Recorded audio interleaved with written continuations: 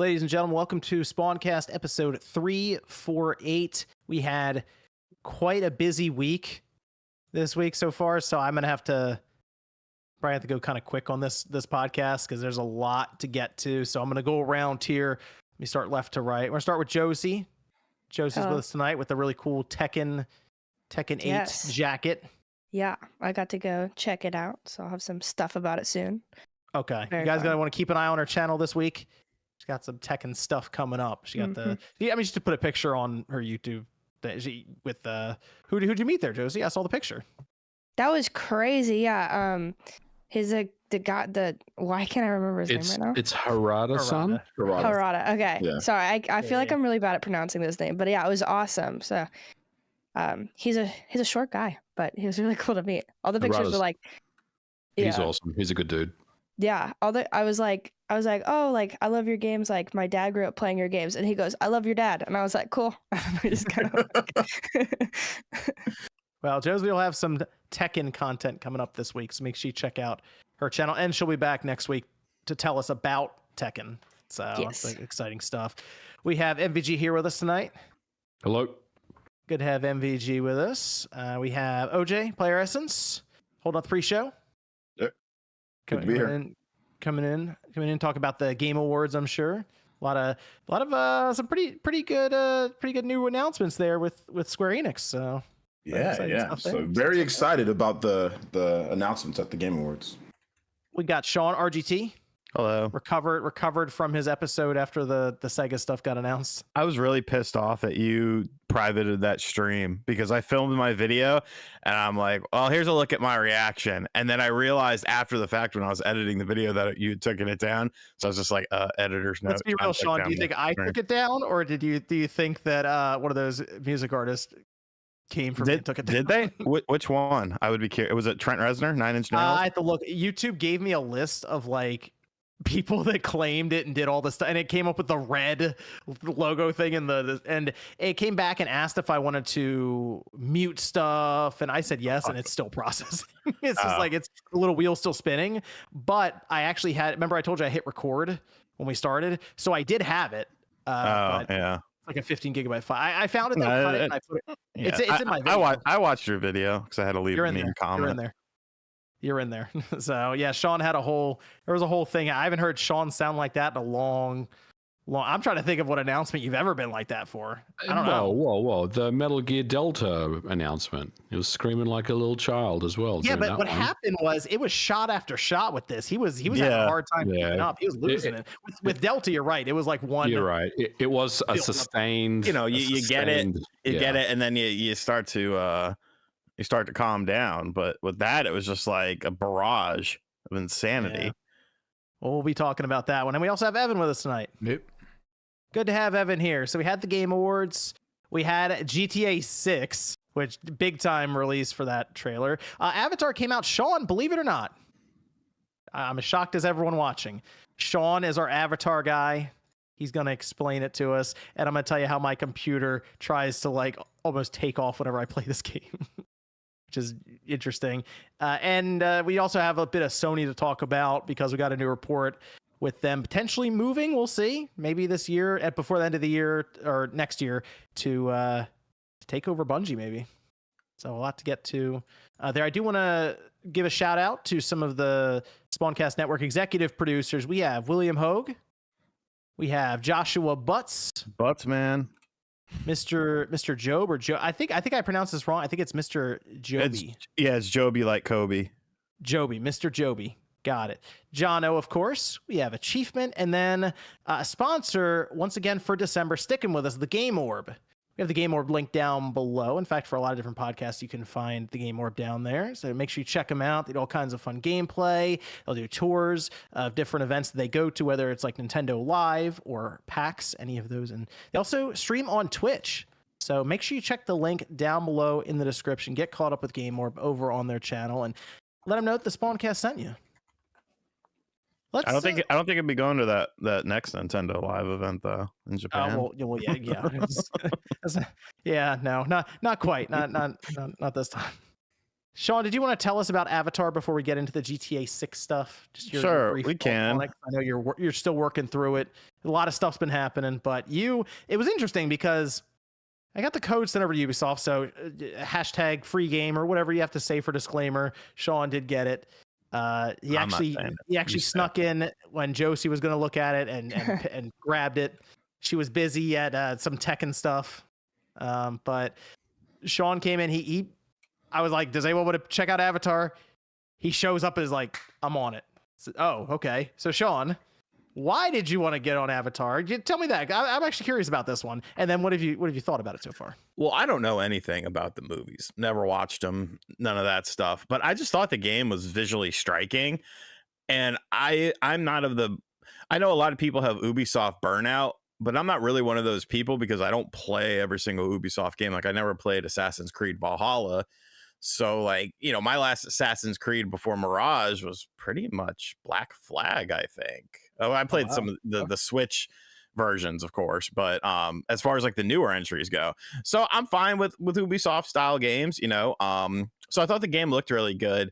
And it does, but there's caveats. The main one being if you play on fidelity mode, at least on the PlayStation 5, it runs like ass, like straight ass. Like I would say sub 30 frames per second. And I'm obviously not a graphics whore or anything like that, but I noticed it like very heavily. So I started in performance, I switched to fidelity, and then I went right back to performance mode. It's a very weird game because I feel like Ubisoft wanted to make a game that kind of bucked the Ubisoft trend of their style of games like this, but I don't quite know if it succeeded. The missions are very strange in that, like, so like the first big mission that you do, like an hour something into the game, is like there's this base and there's all these bad people polluting the base, and then there's like these mechs on the base as well, and then there's like 3 objectives. You got to blow up one thing, hack into another thing, which I could tell that hacking is going to be super annoying. And then once you hack it, it opens up a vent, and then you shoot that vent. And so I kept trying to do it by like killing people and stuff like that, and like wasn't working. I was getting overwhelmed by all the amount of people that were calling reinforcements. So I was like, I wonder if I can cheese it. So what I did was I just started, I shot the thing, I ran past everyone, ran to the thing that you got to hack, hacked it really fast, shot the arrow, hit the thing I was supposed to hit, and then everyone disappeared. Nobody was there. Wow. And then like the dead plants came back to life, and I was like, oh, okay. So, the dialogue seems kind of cheesy. I don't know. Unless you are an absolute like live and die, like you have an Avatar room in your house, probably would wait for a price drop there. It's visually it does look good, but I don't think the gameplay quite is good enough. This is the thing that got me though, because I like I said, I loaded up on PC, you got on the PS5.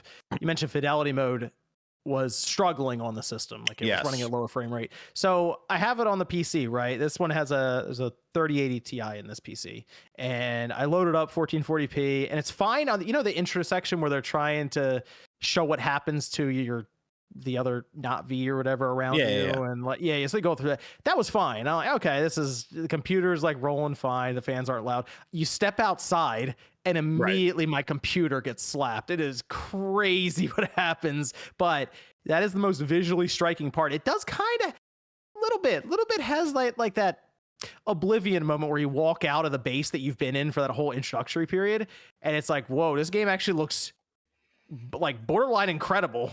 Yeah, no, it definitely looks like really good. And like a lot of the stuff, like a lot of the plants and stuff like that, you actually interact with them. Like you have to pick fruits, and it goes into like a little mini game where it's like there's a certain way to take off the fruit. So you have to like position the analog stick and then pull it down and stuff like that.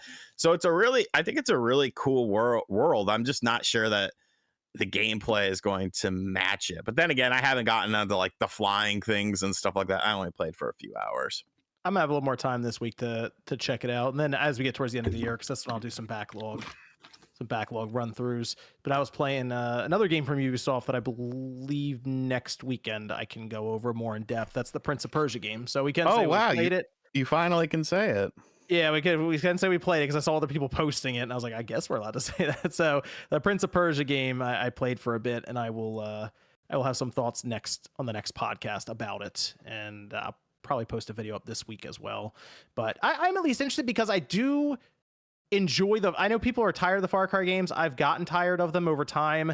I still enjoy them. I still have fun with them and for what they are. So I don't know that it's very Far Cry-y. No, wow. I didn't feel like Far Cry to me at all. What about Far Cry Primal?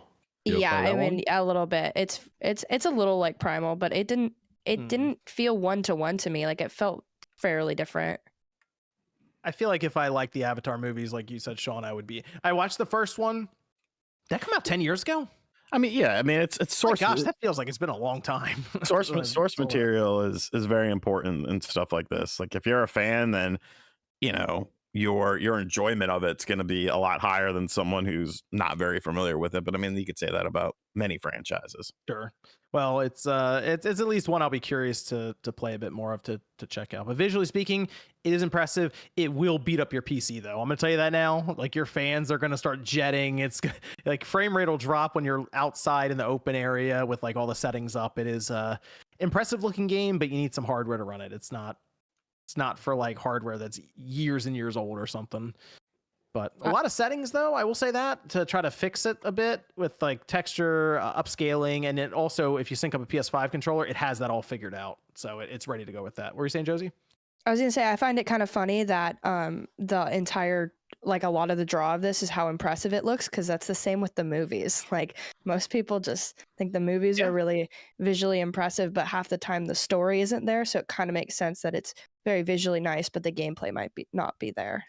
The game lines up. Yeah.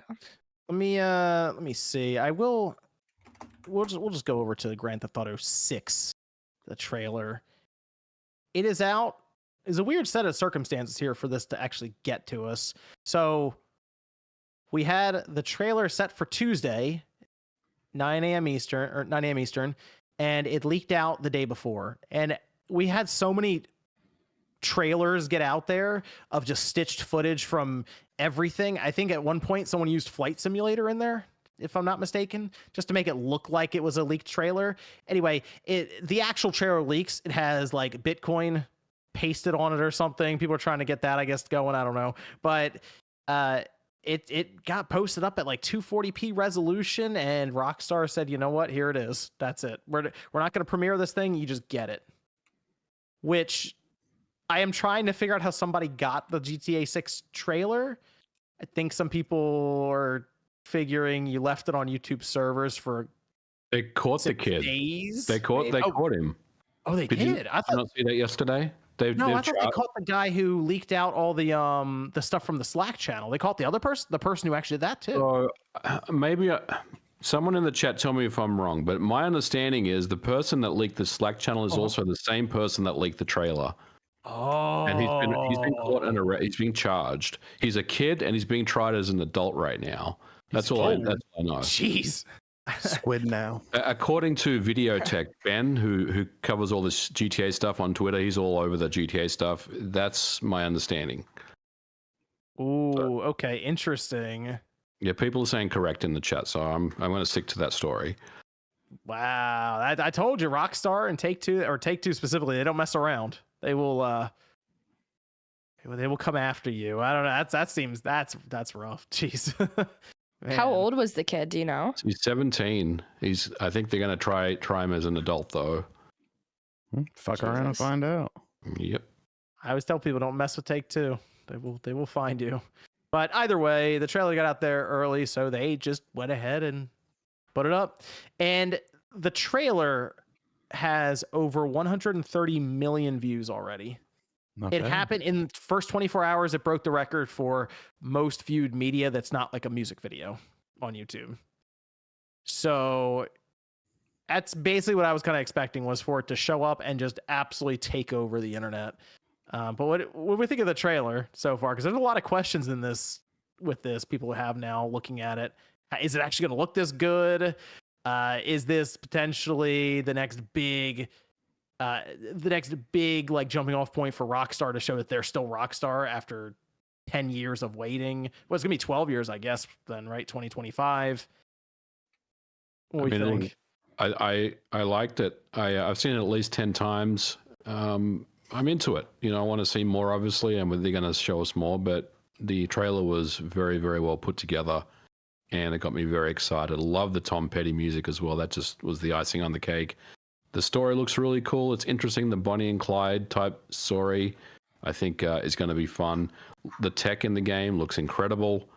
Yeah, I mean, it was GTA. They didn't disappoint like they always bring it. So I was very, very happy to see it. A lot of discussion around how that looked. Go ahead, OJ. The fact that Miss Click's not here to talk about this is very upsetting to me. Yeah, the Florida stuff. She would have been the perfect Florida person stuff to talk about this, and she's just not here. Explain, Florida man. That's all. Yeah, so it will take place at Vice City, and they have the state of Florida. There is called Leonida. That's what they have it named, and they are doing parody of everything in Florida, which, funny enough, seems normal for video games. So people were comparing a lot of the stuff that was in the trailer with even like the 2 or 3 second clips to things that happened in Florida. It's really funny. That stuff happened. Like, legitimately, almost all of that stuff was actually like real parodies of things. They just maybe changed a couple things. The black chick twerking, I think it was like a Hispanic chick or a Latin chick, but that happened. There was like a chick that was like, she's like twerking on top of a car, moving at a very high speed. So it's a real one right there. That's wife material. I thought you were filming RGT.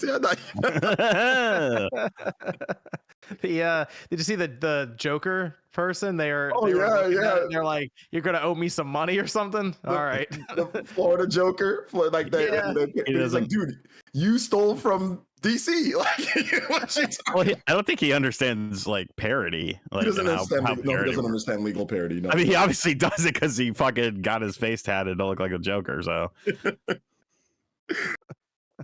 I think the conversation around if it's going to look like that, there's actually a case to be made that it will look better when it comes out, as crazy as that sounds. Because GTA 5's original trailer, if you look at that, compare it to the graphics we ended up getting even on the PS3 and the 360, it looked better when it came out years later. So it's weird because that game at times looks photorealistic in some of the shots they were showing, but it very well could show up and be on a PS5 Pro at that point. And, I don't know. It didn't seem like the graphics were, oh my God, to the point to where it wasn't possible. It didn't look that. It seemed just about what you'd expect, a nice jump above what you saw on the PS4 and the Xbox One, right? Like, it looked like a nice jump above Grand Theft Auto 5, that's what it's supposed to look like, right? I mean, I don't know. I didn't see it as like, oh my God, I think there was some scenes that looked real, like when the girl turns around and her hair kind of flows down around her shoulder. I think that scene in particular looked really, really impressive. What were you saying, Sean? I kind of am reserving judgment just because I want to see.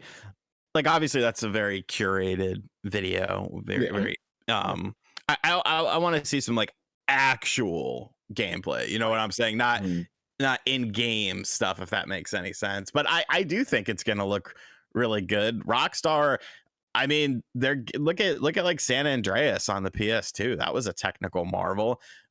Grand Theft Auto 4, Grand Theft Auto 5, those games still hold up. Like Red Dead 2 looks incredible. And even Red Dead 1, like they are very a bit ahead of the curve with some of this graphics technology, which makes me wish we could get a new Bully game. Yeah, it's not gonna happen, Sean. I know. It's just because bully's a bad word. Well, hold on a minute. If the Joker kid wasn't bullied, he wouldn't have became the Joker face. Interesting you mentioned that, Sean, because going into this game's reveal, there were a lot of concerns that Rockstar might not push the envelope or be the old Rockstar. John, you saw a 2-minute curated trailer. You have to see the actual. To me, it doesn't game. look like what you'd expect if Rockstar was going to tone it down. It looks it looks like Rockstar being Rockstar. Like I agree, but I'm still not ready to say that with 100% certainty just because you've only seen a small bit of the game. You know, I was glad to see the Shake Jun in there though. Very good. I think the side missions in this game are going to be absolutely stupid. I'm ready for it.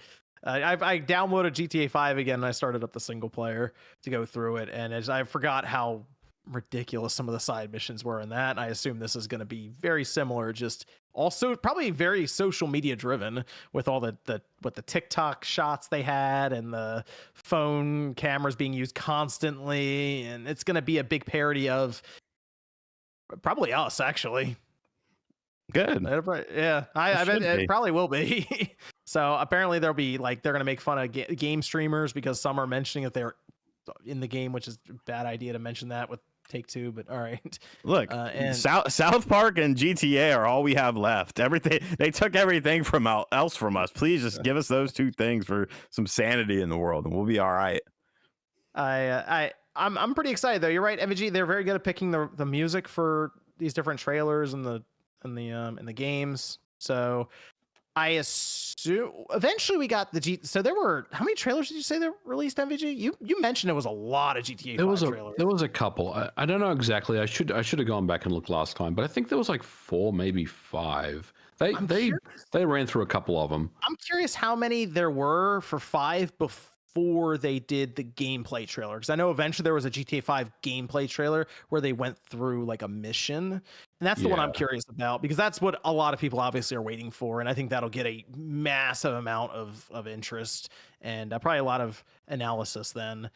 But you're right, Sean. That's what the next part is seeing, okay, what does it look like when there's a HUD on screen, when we're say character, behind their shoulder or whatever. What does all that look like? All right, John, I have the answer. They had 2 trailers, and then they had a Michael Franklin Trevor trailer.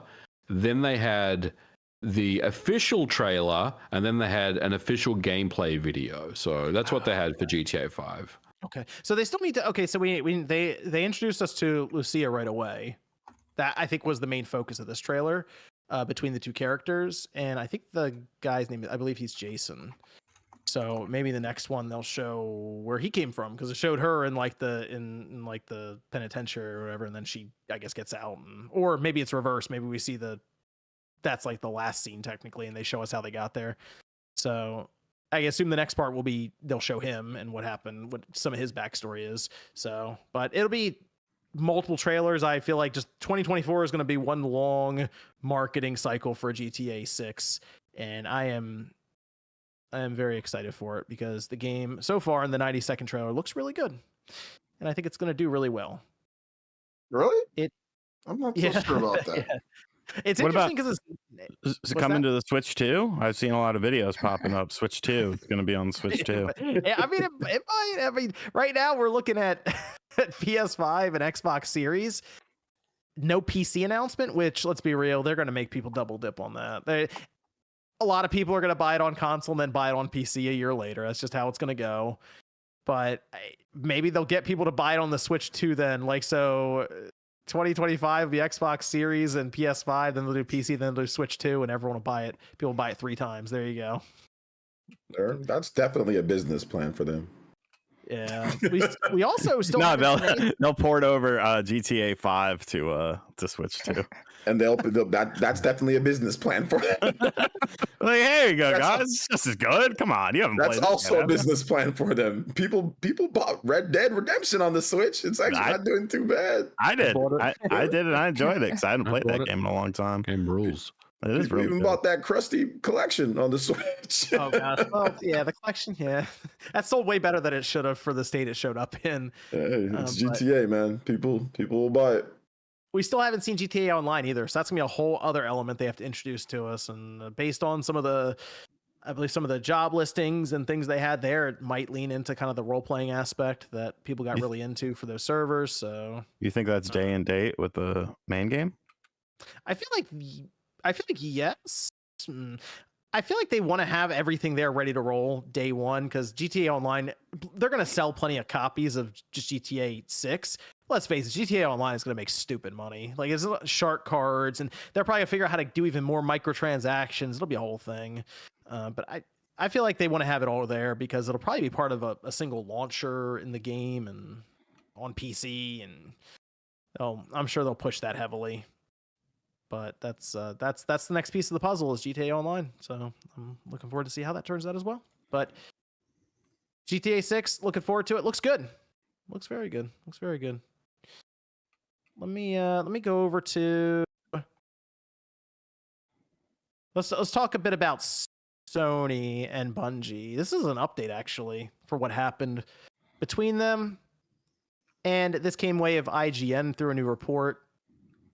Bungie could actually be on the verge of losing their independence, which is, I mean, unfortunate, but I mean, kind of, you get to a point where if you're turning in, what did they miss? 45% of their revenue goal. It was a substantial number.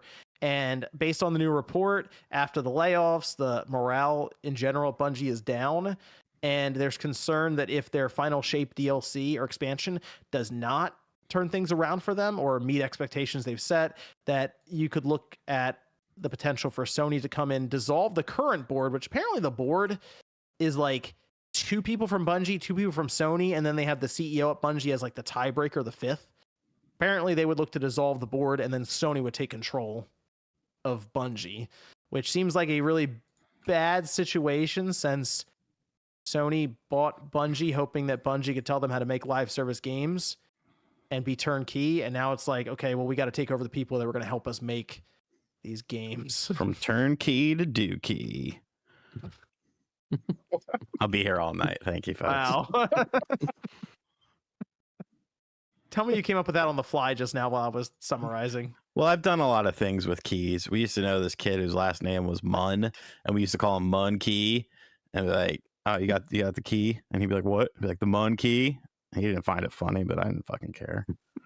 Very creative. I like the creativity. Thank you.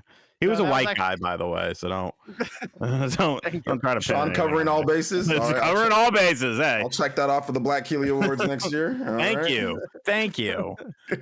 Oh yeah, what were the? By the way, before we get it, what were the awards that were given out? OJ, can you give us any nominations? And check out your video for the winners. Yeah, I can go down the list. The winners, Josie won the Zoomer Award, of course. Let's go. She won that. You should check on your sister. Hopefully everything's okay with her. That's insane of you to say that Boogie's like. That was funny as fuck. We don't even look. She's a redhead. That was pretty good. Close enough. The same age, so you guys must be related. Close enough. Both white girls, same age. I'll allow it. No way. Close enough. So yeah, check on your sister, Josie. Make sure she's all right because she's not. Right. She's not all right. If that's, I promise that girl is not doing well. Probably stuck under a breast right now, Boogies. Help me! He's drowning, bro. Good thing she was on top, but no. TV cooked if she wasn't. But yeah, the next award, MVG won the Baldur's Gate 3 award. He likes the game because he's you guessed it, bald. You beat Paris. Good job. You beat Paris. Yeah, congratulations for beating Paris. Thank you. Yin and yang, so there you go. Black and white cookie. Myself, Dreamcast guy, and Sean won the Flip Flopper Award. We like to flip flop on things quite a bit. I was wrong, baby. Dragon Quest Monsters is fantastic, by the way. No, never mind. It sucks. No, never mind. It's good. It's good. And Evan and John, they won the successful DSP award, content creator, white content creators. So boring content, very maximum vanilla revenue. Yeah, there it is. Maximum moolah. It's the way to go. It's the way to do it. So they won that. I think Click, she won the Tears of the Creator Award. Person who complained and whined the most about Tears of the Kingdom. So she won that. So congratulations to all the winners. Check his video out for that. That was a fun one. It's his Black Audio's TV jacked. Sorry about that, guys. Couldn't fix it. So yeah, I'll do better next time. But yeah, Yeah, check it the out, check it Spawncast Awards, the Spawncast Awards 2023. Just look that video up and you'll see it.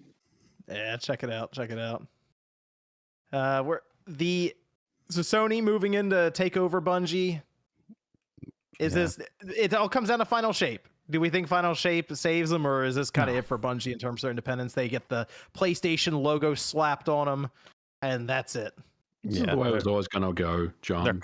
It was always going to go this way.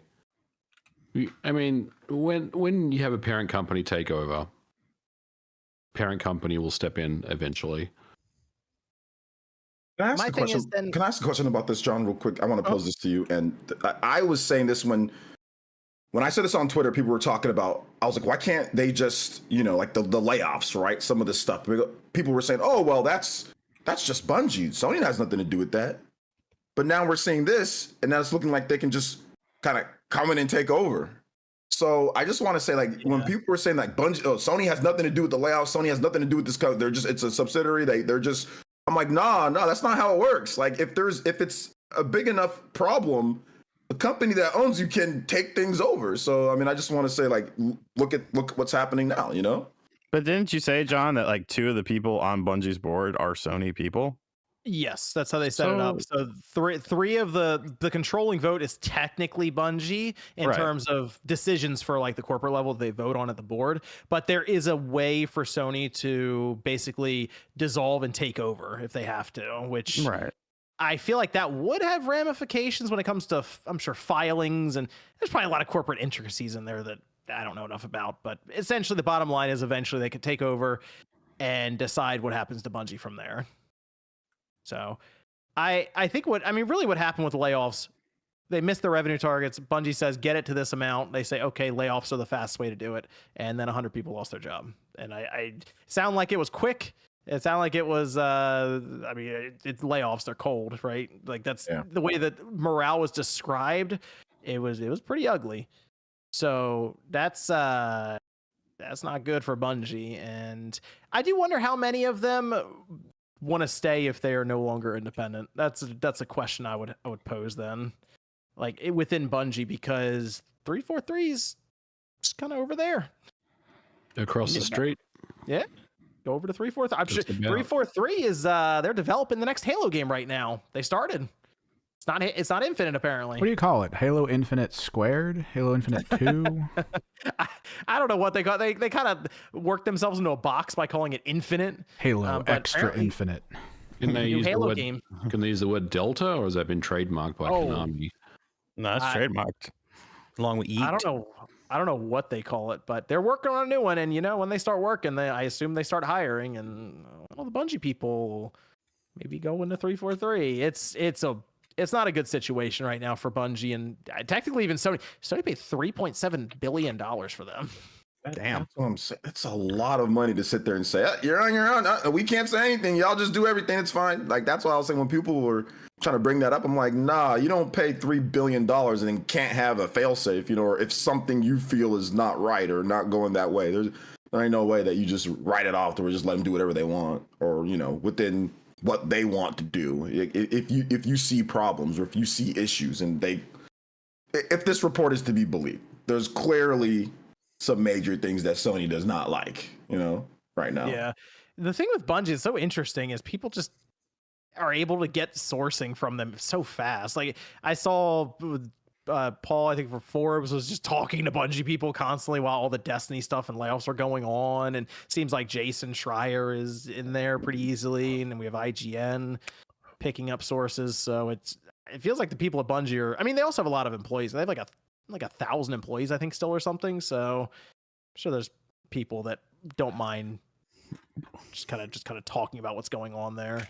But they overpaid badly, $3.7 billion, and now they have to probably deal with it. So that's tough. Microsoft apparently passed on Bungie for less than that. So they had Bungie though. They've already been. Yeah, but apparently they were when Bungie was looking around, and Microsoft came up in the conversation, and Microsoft was like, "You don't go back It's a lot of money. You don't go back with the ex-girlfriend. They already had Bungie. Well, Yeah, I'm about to say, Sean. I'm about to say, wait a minute, Sean. I mean, might it have depends. something. It depends Oh, on no. the circumstances. You Oh know? gosh. Depends on how bored you are. I guess. Go on. Well, I mean, why did things end? Was it her fault? Then no. Was it your fault? You know, you might want to reevaluate the situation. I do wonder what would have happened if Microsoft had bought them, but it's not looking great. So we'll see next year. Final Shape comes out. Let's say it takes over the internet. It's incredibly successful, then they lost their independence. But I am siding with the idea that Sony's probably taking over. And then what happens to the Marathon? Do they all of a sudden say that's a PlayStation exclusive? Who knows? Who knows? They forced it with Stellar Blade, so I mean they own Marathon. Why not? It's crazy. Let's talk about the Game Awards. What's wrong, Sean? MVG got it. Let's talk about the Game Awards, John. Yeah, come on. Let me do some super chats first, then we'll go to the Game Awards. The Game Awards there's a lot to the Game Awards to go over. Game announcements, the show itself, the winners. There's quite a bit here. So let me go over some of the super chats. Casual Noob Gamer says Kojima almost murdered GTFO guy for touching Keeley. T-Joe says, gotta stick up for my boys Peter and Miles. They didn't get a single award at the game advertisements. That's true. Pyro says, most important part of the Game Awards was Kojima confirming that OD is a multimedia project. Disney, Microsoft, and others are shaping future media. Sean says, with a Microsoft studio picking up a Marvel game, we just need Nintendo to hop on board now. Which Marvel IP and Nintendo studio would you pick? Ooh. You got Ultimate Alliance 3, pal. But like just a specific character, I guess you could say. I'm kind of, who would you have do that? I feel like Retro or Next Level. It's like immediate thought on that, but I don't know who. You want the game in a timely manner, or Next Level at least will get games out. I will say that. I understand Retro takes a while, but I don't know. But then Next Level did a wonderful job with Strikers. I'll say Next Level and Green Lantern. I'll say Retro because I don't mind waiting, and the Incredible Hulk. A lot of fun things you can do with Hulk. I want to play that Ultimate Destruction again. Yeah, emulate it. Yeah, I know. I have it right here on the GameCube, and I think that was one of the games I think MVG sent me. I think he worked on it. Which game are you talking about? Ultimate Destruction. Yeah. No, I Turns didn't. cars into boxing gloves. You gotta be like Tallarico. No, you worked on everything. No, Oof. no. That's copyright, pal. Sean says with a Microsoft Studio. Okay, we do that. Infamous says, what would Spider-Man 3 need to do to be able to win awards at the Game Awards? Spider-Man 2. Wow, a lot of questions about Spider-Man 2 not getting an nothing, award. guys. It was just a 2 was stacked great, year. Just sell copies and worry about the money, not the awards. Yeah, it was just a stacked year. If Spider-Man came out last year or the year before, it would have probably won a few awards. It's just come out in a year with less interesting games. There you go. That's how a lot of times games win awards. What would have to do to really maybe stand next out year, for right? Because there's no GTA next year. Like, yeah, what's next year? I don't know, but it seems like Insomniac's going up against Wolverine might go up against GTA 6. Well, I guess I will talk about it, but I guess there's like Hellblade and some other games coming out next year. So yes, I don't know. That's tough for Spider-Man 2 because that game is good. I like that game quite a bit, but it's just stiff competition. I'm kind of dipped in the middle though. I feel like I'm in the dip right now with the game. You gotta power through it. I'm telling you. I'm trying to, but it's like I could just play Arkham City again for the 30th time, God. And there's not really a dip. You know, things just continually. Arkham City holds up so Dude, well. it's so fucking good. I just sit there on my couch. I'm like, I'll just play for like 10 minutes. And like 5 hours will go by. And I'm like, I've accomplished nothing today. Or even like the combat challenges, like City. The combat challenge, with Robin or Nightwing, like those are just a Catwoman. Yeah. It still feels great. It still feels better than most of the games that come out, like most of the superhero games that come out today. Like, No, I mean, I still think Spider-Man 2 is great. I think go to the superhero games. I still say Arkham. Why are we looking at Josie's hands? What kind of weird fetish stuff is this? I don't literally have no clue what just how my camera like went to it. To your hands? I think It switched to my iPhone. Your camera shut down, then it must have switched to another source. Somebody hacked you. Did you sign into Discord on your phone all of a sudden? No, literally my phone. Like, so the Mac is doing this thing where it wants to connect to your phone every 5 seconds now, and that's awesome. Oh, interesting. Good. That's crazy. At least it Congratulations, wasn't pointing at my you feet. own Apple. Jesus. The casual gamer says Ronin doesn't dock if you have USB plugged in the side dock. Yep. Okay. SB says. Oh, it's a. I know. Yeah. Oh, what is it, Sean? It's a retro game thing. Okay. That they want me to review. Oh, okay. Another handheld. I believe so. Yes. Oh, I have you a get the one master. on the Saturn. That was cool. Bro, Saturn handheld. Once It's pretty good. But you know what I realized? Because somebody messaged me today and they were like, I'm thinking of buying one. Is it pretty easy to put the ROMs on there? I was like, yeah. And he was like, well, which one did you get sent to you? And I was like, I think whatever because I think the card on it was 16 gigs or something. Mm-hmm. It was pretty small. But there's like a higher edition that comes with a higher memory card. So there might actually be Saturn games on the higher price ones. But no, that thing's awesome for fucking Saturn stuff, dude. Like once you put the games on there, it seriously runs better than like some other devices I have that are way more expensive for Saturn stuff. And plus the button layout's fucking choice already. So it looks like I love that thing. I just sit in bed sometimes, just boot up random Saturn games on there. I did get my Raspberry Pi 5 MVG. You saw that? Yeah, mine is lost in the mail. Apparently, I haven't got mine yet. When did you get yours? Yesterday. Oh, I put an RGB tower cooler on it.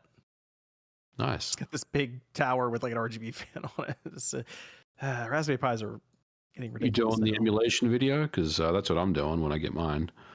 Yeah, I had to build the case around it with the tower cooler and stuff, so it looks ridiculous. And then I gotta look. They're still working on like the people who do RetroPie just got one apparently like a week ago. So it's still that point where you load Linux and then you just load the emulators yourself in Linux.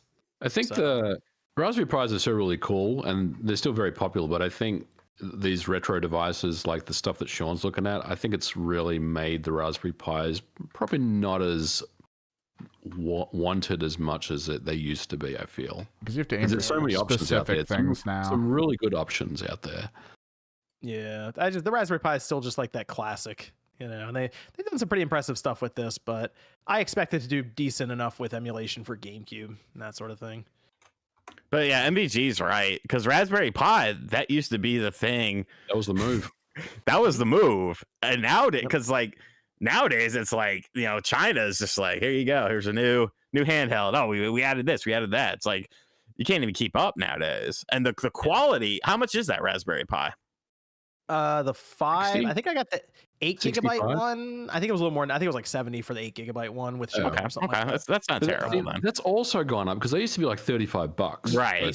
Really cheap. But I mean, they've gotten significantly more capable, and people do things other than just emulate on it. Like they can do all kinds of. They're little computers basically.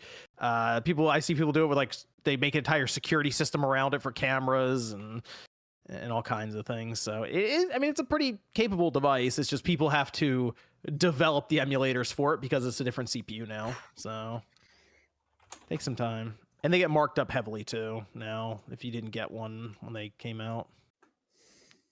I made like a Raspberry Pi handheld gaming thing in an Altoids tin when I was like 17. That was my coolest thing I've ever done. Yeah, it was pretty cool. But I didn't know a lot about emulation. So I thought it was like the only way to get games on something was you had to buy this Raspberry Pi. Like I didn't realize I could just put it on my computer. You haven't seen the Raspberry Pis recently then? No, not recently. Just like that's how I like started playing like a lot of old games, like all the old Marios and stuff. Like were from the Raspberry Pi. Okay. Yeah, they've gotten a bit more complex now, but they're still pretty cool for emulation. So the Raspberry Pi 4 is still a good board. Just want to say real quick, my bad, guys. I gotta have to dip out right now. Sorry about that. Had something kind of come up. Thanks for having me on, John. I appreciate it. You got tired of your bullshit. That's exactly just say it. Thank you for coming on to this. Trust me, I tried everything to get him to cancel this week and spend time with his family. Wife aggro right now. So I'm sorry. Right now. Take care of your family, OJ. All right, take it easy, guys. Thanks for having me on. I'll see you guys. Check out the Spawncast Awards. Yeah, check that out. Spawncast Awards. All right, bye, guys. Sorry about that. At least someone prioritizes their family on this channel. I'm not going to name any names. 10 o'clock at night here. I wasn't naming names. The guilty conscience. Speaking up. Could have been me, right? You're talking about me. Yeah. Or all He's of got a wife. Sean's illegitimate children or something. Yeah. SB says, can the group suggest a quality emulation device with a clamshell form factor, something like Game Boy Advance or a 3DS? I don't mind if it's expensive. What was the first part of that question? It's a clamshell He shape. wants a clamshell retro device, like a GBA. There is one. What is it called? The Retroid Flip? I think it's called. Because there's not a lot of them. Most people just cut cost by having it be a the single clamshell thing. That should be more popular, I think, across the board. I'm surprised there are more of those. Retroid Pocket Flip. It's a clamshell. Yeah, I think there was also one. I think Aya Neo might make one that looks kind of like a 3DS almost. They've been doing concepts for that for a little while. I think they're going to take a swing at it soon. And Aya Neo also has a Flip coming out too. It looks like Flip's about to be the move for a lot of companies. Good. I like that. I like that form factor. I think it helps durability heavily. It's great. Yep. And the Aya Neo one will have 2 screens. So it would actually work for DS or 3DS emulation pretty well. Noah says, hot take, Kojima should just make movies, not games. I think he wants to, right? I mean, didn't he call the OD an interactive experience or something? He's making a movie. Yeah, it's a movie with quick time events. Wasn't Abandon an interactive movie? A movie is a movie about himself. Oh, the Disney thing. He's doing like I don't know, it's like a documentary, I guess, about the development of, I think it's like development of Death Stranding or something, basically. And then it's also part of his life. And I feel like we're going to talk about OD soon. I think that is going to skate the line for movie. I kind of feel like.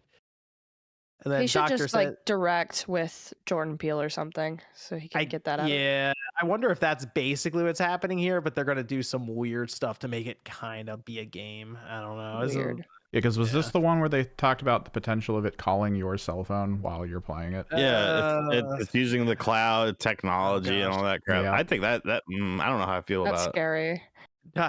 Doctor says maybe if Jeff wasn't wasting time with dumb puppets and celebrities who want to be anywhere but there, we'd have more time for devs to talk. Well, we'll get into that. In fact, we can get into that now, actually. The Game Awards. Game Awards happened. It went on and then it went on some more. That was a lot longer than I thought it was going to be. I tried to tell you. I tried. Did I not? You told us to get there at 7:30. I should have got the pre-show. No, because like there's been stuff at the pre-show. I got to pee real quick. I'll be right back. Well, they did start it. We started streaming before 7:30. We were there at like 7:50. MVG left, had dinner, came back, and nothing had happened. So, just nothing. Yeah. Anyway, we did have the Game Awards. There was quite a bit that was announced. I will give them that. Okay, there was a lot, and I guess the big one for awards would have been Game of the Year, and it was Baldur's Gate 3, which I don't think surprised people too much necessarily. I mean, I figured, hey, everyone's picking Baldur's Gate. I'll go ahead and pick Zelda. But Alan Wake 2 is actually coming on strong because it won Game of the Year for Time. So I was kind of wondering if it would pull an upset here. But no, it was Baldur's Gate 3. And hey, good for Larian. Good for them. They got the win there. Alan Wake did grab long journey for them. 2 things though that were kind of close to what Baldur's Gate had as like a game. So like it did cut some stuff out, which was nice. Yeah. So okay, I have these are all the winners here. Let's see. So Baldur's Gate 3 also got player's voice. Winners is a loose term. The players voted for it, and then it also got the Game of the Year from the judges. Cyberpunk 2077 somehow got best ongoing game. That was insane. It's now opening up to DLC. That's apparently what that thing's for now. So absolutely stupid. The Last of Us Thank you, got best Josie. adaptation, which that makes sense to me. I think that's good. Honkai Star Rail got best mobile game. Have you played that yet, Evan? No, I don't plan on it. It's turn-based Okay. strategy, so It is turn-based. It is a turn-based RPG. Yeah. It's on PS5, I think, now too. It's on PC too, right? yeah, I'm pretty sure. Yeah. Okay. Baldur's Gate 3 got best multiplayer game. Final Fantasy 7 Rebirth got most anticipated game. And I believe it because that game looks awesome so far. Sea of Stars actually won best independent game. Took out Nexon. Let's see. I'll go Valorant. We got best esports game. Baldur's Gate 3 got role-playing game. Alan Wake 2 got narrative. Is that the one you're thinking of, Evan? There was Narrative? that one, and I thought one other that feels like it could have been Baldur's, but then Alan. So Content creator of the year was Iron Mouse. Studio / game direction was Epic Games and Alan Wake 2. And then action game was Armored Core 6. Action adventure was Legend of Zelda Tears of the Kingdom. Esports player was Faker. Art direction was Alan Wake 2. Family game was Super Mario Brothers Wonder. And then games for impact was Chia. Yes, I think those are all the ones I have here. Could we just talk about the more interesting stuff, please? Do we really need to go through that Chia and Iron Mouse? we just One. did. I just recognize. Yeah, I they're recognize just- all. We just went the through it. winners. It's over. I know you did more than Jeff did, though. So congrats. Oh, hey, there you go. There you go. I'm on it. Let's see. I just wrote down a lot of the announcements here, so we'll just kind of go through them. No particular order, because the first one is Monster Hunter Wilds. So there you go. 2025. That's like one of the big announcements at this show. It actually closed it out technically before they made sure Larian had a full 60 seconds on stage to thank everyone. Okay, Monster Hunter Wilds 2025. Capcom's like on fire. They're like unstoppable right now. And it seems like they still have another Resident Evil remake coming up, or maybe it's just going to be the next big Resident Evil. They have Dragon's Dogma 2 coming up in the first quarter of 2024, and now they're lining up Monster Hunter Wilds, which is basically the next big Monster Hunter game. And it looks cool. It does. It looks like the season almost changes on the fly, and then they had lightning striking from the sky. So I don't know if they're gonna have like real time weather effects happening that can change stuff. So I like what I see. I guess we played Monster Hunter Rise a bit, and it was fun. So What do you mean a bit? I played that game for a ton of time. we did the multiplayer a couple of. Oh yeah, because we had to do it for a sponsored video for me. Thank you. That too. Yeah. We were halfway through, and Sean was like, "This video is sponsored by Capcom." I was like, "What did he say?" God of War Ragnarok Valhalla DLC. It's free next week, and it looks like roguelike tower boss rush almost. I'm not sure. It's kind of what it looked like. So I will be re-downloading the game and learning the buttons again, because that's what always happens when DLC comes out a year later. MVG, you on this? I'll check it out. I'm not sure how I feel about it, but I'll give it a try. That's my thing, though. It's like, man, I got to download it and learn the buttons again. I don't know. I don't play God of War for boss rush or whatever. I just want to play God of War. But I'll definitely give it a try because I really like Ragnarok. Okay. Yeah, I'm curious if they have like any extra rewards, armor pieces, weapons, anything you get from it. But I'll check it out. I'm waiting for. I think there's still going to be something else for God of War. Maybe the next year. I think they're going to maybe announce something. The expansion's still rumored. Final Fantasy 16 DLC. Okay, MVG, you can. Did you download this? We talked about it. I think you mentioned you downloaded it. might look into it. I downloaded. I haven't played it yet, John. Okay. Love what I'm seeing here with this, though. So we have 2 pieces of DLC. One's live now. So they have Echoes of the Fallen. That's the one that's live now. And then the Rising Tide. So with Echoes of the Fallen, it looks like you're fighting Omega, and you also get the Buster Sword. So you just get Cloud and Zack's sword immediately. And the one that I'm really interested in is the Rising Tide. So Leviathan. Echoes of the Fallen is about 3 hours long, they said.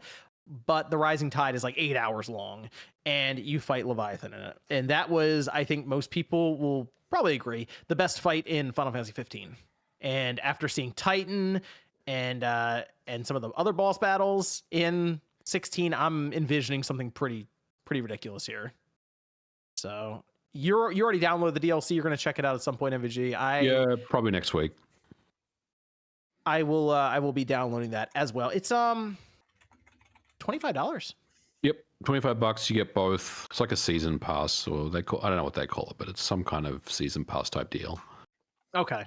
Well, that's fun, I guess. I mean, we figured it was going to happen. They were going to have DLC. They look like they still want to sell quite a few of these Final 16 copies. So I think that's going to be I still think it's going to hit 10 million eventually. It's just going to take a little bit of time, but this, and then also the PC release, and then the eventual complete edition release, I think it's got a good shot at it. So Rise of the Ronin, that is coming out March 2024. I am on top. I'm on this one. This is another one that, yes, kind of leans into that Ghost of Tsushima kind of look, but I'm on board with it. I like what I'm seeing here with this one. Team Ninja, upcoming open world samurai game.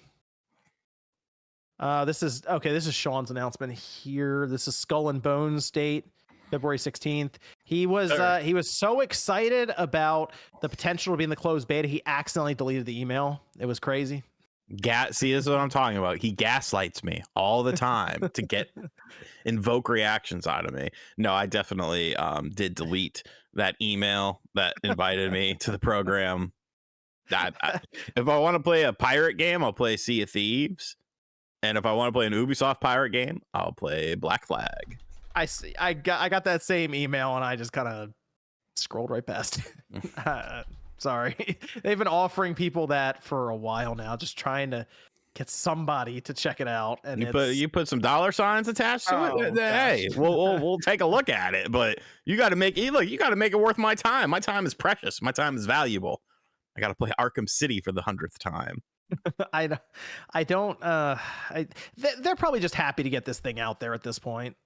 Yeah, this thing's been, and hey, you know what?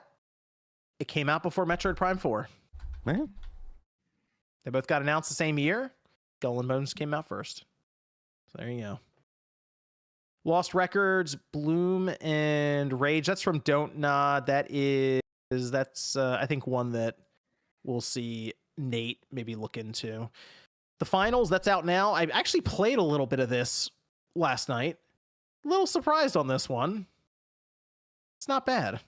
Not bad at all. I had to look into this because something happened in the game and I was like, but this looks familiar.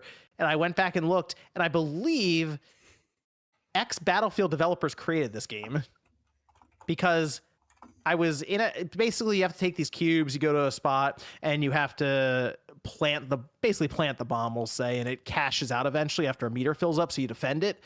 While this is happening in a house, the entire wall next to me explodes. And yes, Sean, destructible environments. Yeah, you're not selling me on this game. It's Capture the Flag. entire building came down. It was Bad Company 2 all over again. It's Capture the Flag mixed with freaking Hold the Point, King of the Hills type stuff. So you go from Capture the Flag to King of the Hill. And yeah, it's destroyable to the point where they could destroy the floor under the thing you're trying to hold, and it'll drop it through to the floor below and stuff like that. I was like, I haven't seen this in a while. What's going on? But the thing is, it's a class-based shooter too, so you get things like shields and deployables and stuff like that. It's like a 16 gigabyte download. I downloaded it though, and I was playing it, and I'm like, this is better than I thought it would be. I was not expecting. And whenever you wipe somebody out or kill them in the match, they turn into coins like it's Scott Pilgrim vs. the World. So that was funny.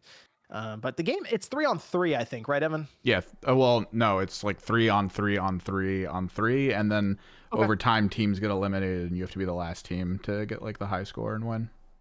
Gotcha. Yeah, so more fun than I was expecting. I will say that. Free to play. It's like a 16 gigabyte download, so it's nothing massive. And it was kind of fun. It's kind of fun. It's out now, though. They just dropped it during the Game Awards. All right, Sean. Sega announces 5 returning intellectual properties. Jet Set Radio, Shinobi, Golden Axe, Streets of Rage, Crazy Taxi. It was chaos here at this point because Sean was losing his mind. He's all over the place. Bro, show me another company that's announcing 5 games in one trailer.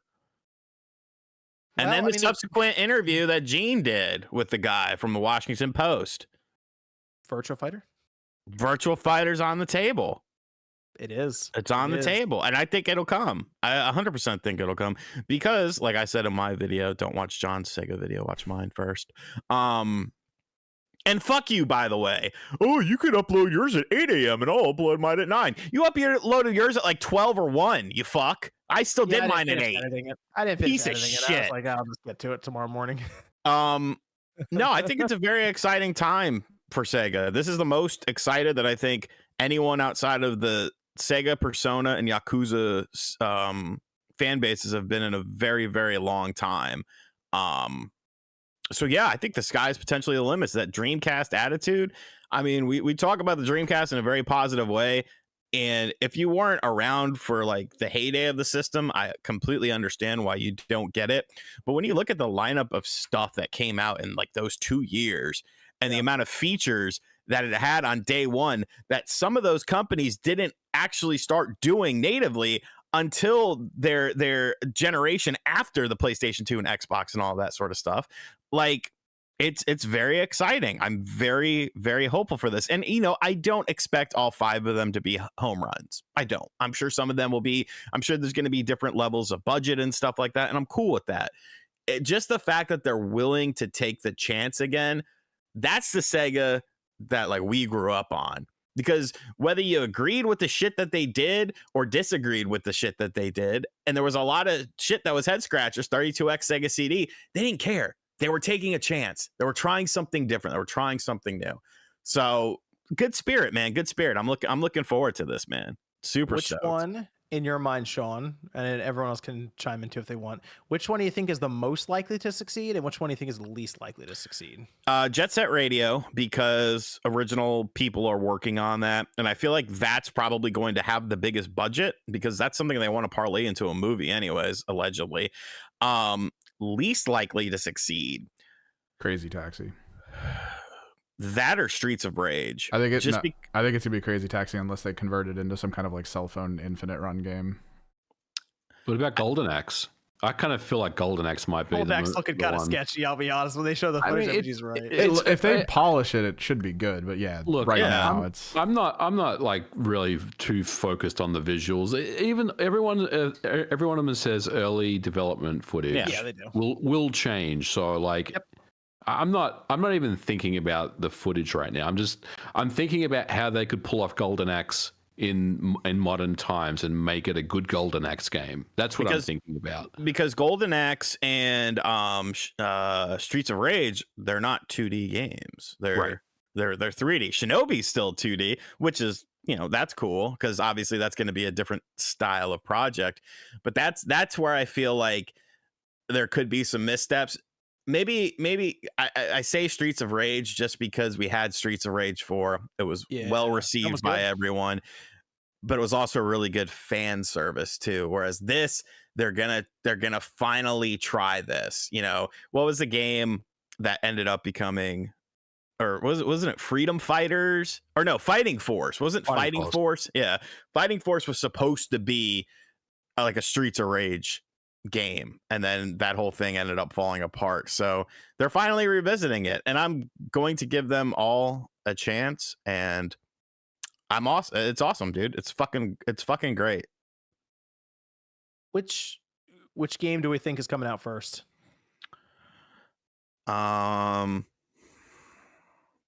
Crazy Taxi. Yeah, Shinobi. I think Crazy Taxi. I think so. Interesting. Yeah. I think you know what? Out of all those games, I do feel like Shinobi looked the most done.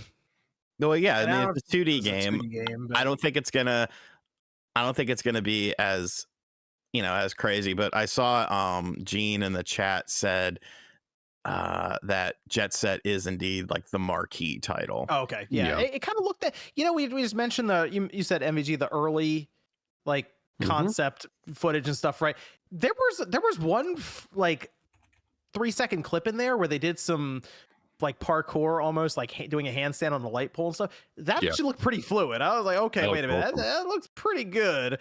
This to me though, it looks like they had Jet Set Radio, and then obviously they had Jet Set Radio Future, then Jet Set Radio on the Dreamcast, which we knew as here, by the way, Jet Grind Radio. People were confused why I said Jet Grind. Shut up. One. Take the L. Oh, see, he's gaslighting all of you, and you support this monster. No, Jet Grind Radio is how we knew it. That Sean, you know, when you look at that, you don't think Jet Set Radio, you think Jet Grind Radio. I have a very. What did I say in my video, John? I do most of my videos are one take. Did I once say Jet Grind in that? No. Forming to the masses. I have a very important question, Sean. Very, very important. Okay. Does Yuzo Koshiro need to be involved in these games? I feel like he has to be. It would be nice. It would be very, very nice, very, very appreciated. And if available, I don't see why they wouldn't go in that direction, especially with Streets of Rage, because I mean, he's synonymous with that franchise. And he did work on Streets of Rage 4, if I'm correct. He was involved. I think he like submitted some songs for it. He wasn't like the main composer, right? But I feel like I want him in Streets of Rage 4, and I want him in Shinobi, because that Revenge of Shinobi soundtrack is god tier. No, I mean there's still a lot of questions, but just the fact that it's almost like just the fact that they acknowledged these things. Like, when was the last time they acknowledged Shinobi or Golden Axe outside of fucking going on to the iArcade with Shinobi and then Golden Axe getting that arcade one up? Like, now like a classic, maybe. That's not really an acknowledge. I'm talking about just that specifically, that game in and of itself. So now I feel like the cards are really good, and they said this is just the start. There's more happening, and more. What's the game we bring back? You can bring back one. Wait, hold that thought, John. I want to talk about this a little more. So, Sega Ages, remember that stuff on the PS2? You know how they remade all those games? Yeah, for Japan only, you fucks. Yeah, so for me, this feels like they're finally, just going to bring this to the world now. They're looking at the Sega Ages thing that they did, and they're going to give it to us. But and those were budget games. They were budget games, and there's some great ones. Some of them were a little mid, but some of them are really good. So Virtua Racing was really good. Oh yeah, really good. Virtua Fighter was kind of cool too. Didn't it have a new character in it that was exclusive to that for Virtua Fighter 1? Yeah, there was.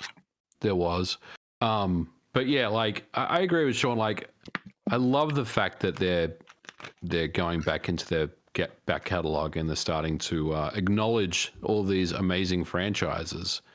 I think, however these games turn out, I think they're going to be good, but however they turn out really is going to be interesting to see. But man, I'm very excited about this too. I'm not as excited as Sean was, but I'm a big Sega fan too, and I'm very, very happy that they're doing this. Like it's always been just Sonic and Yakuza and what's the third game that they Persona. were talking about? Persona, thank you. But now they finally acknowledge their legacy, and I think that's really awesome. Yeah, all right, proceed. Well, then what's the game? Okay, it said and more. What's the game? Clearly, there are two games, because we're not counting Virtua Fighter, because Virtua Fighter got its own paragraph. Yes. There is Outrun. Yep, that was in the investors.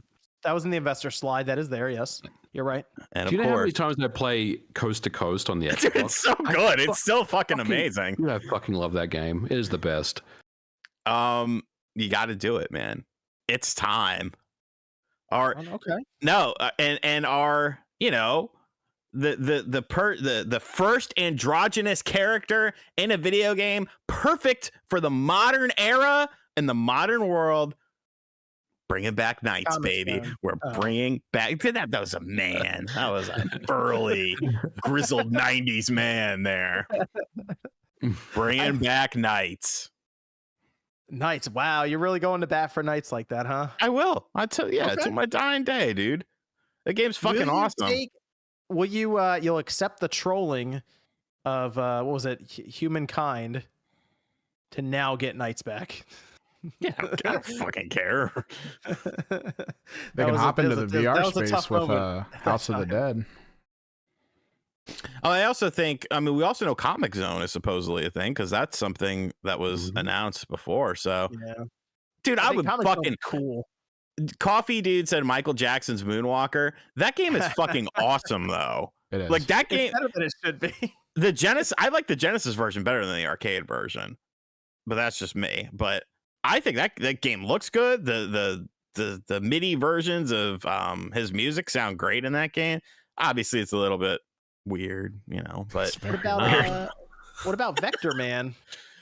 Vector Man would be hard because Vector Man was kind of like he was like proto Rayman. It was just to show off some things. it was just to show off graphics. It was their sort of answer to what Nintendo was doing with Donkey Kong, and at least Donkey Kong Country, there was a really good game behind it. I don't think Vector Man's a bad game. It's just not like super memorable, I feel. That commercial though, for some reason, sticks in my mind. I don't know if it's because they played it at Blockbuster all the time or Hollywood Video, wherever it was. But it was on TV a lot too, where the plane would come down with the spiked balls on the other side, and Vector Man shooting TVs. I think it's a product.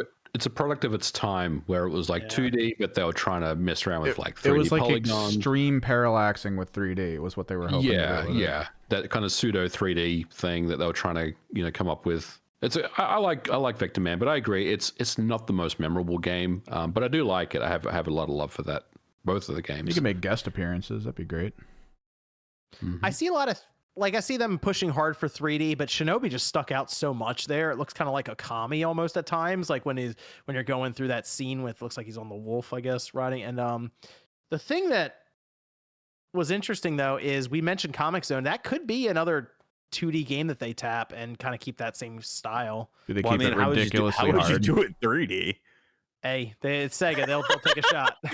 It's a first 3D comic book. Hey, see? I don't know. That sounds interesting. I think that could be really Echo cool. the Dolphin is Sega. I mean, Echo, they did a bigger budget Echo, which if you would have bought a fucking Dreamcast, you would know that. But Echo on the Dreamcast was pretty cool. Josie, what were your thoughts on Echo on the Dreamcast? Good lord, I haven't played any of these. What about any of these Sega games jump off the page to you? What about I played Golden Axe when I was There a it kid, is, see? so Golden I'm Axe. kind of excited for the new Golden Axe. Maybe I also thought it was weird that the Streets of Rage, they went like 3D style, because like Streets of Rage 4 was that cool comic-y thing. I think they got to make take the plunge to 3D with that game. Like they could do Streets of Rage 5 with 2D and it would be excellent, but it would, I don't know. Like I think they got to make the 3D traversal.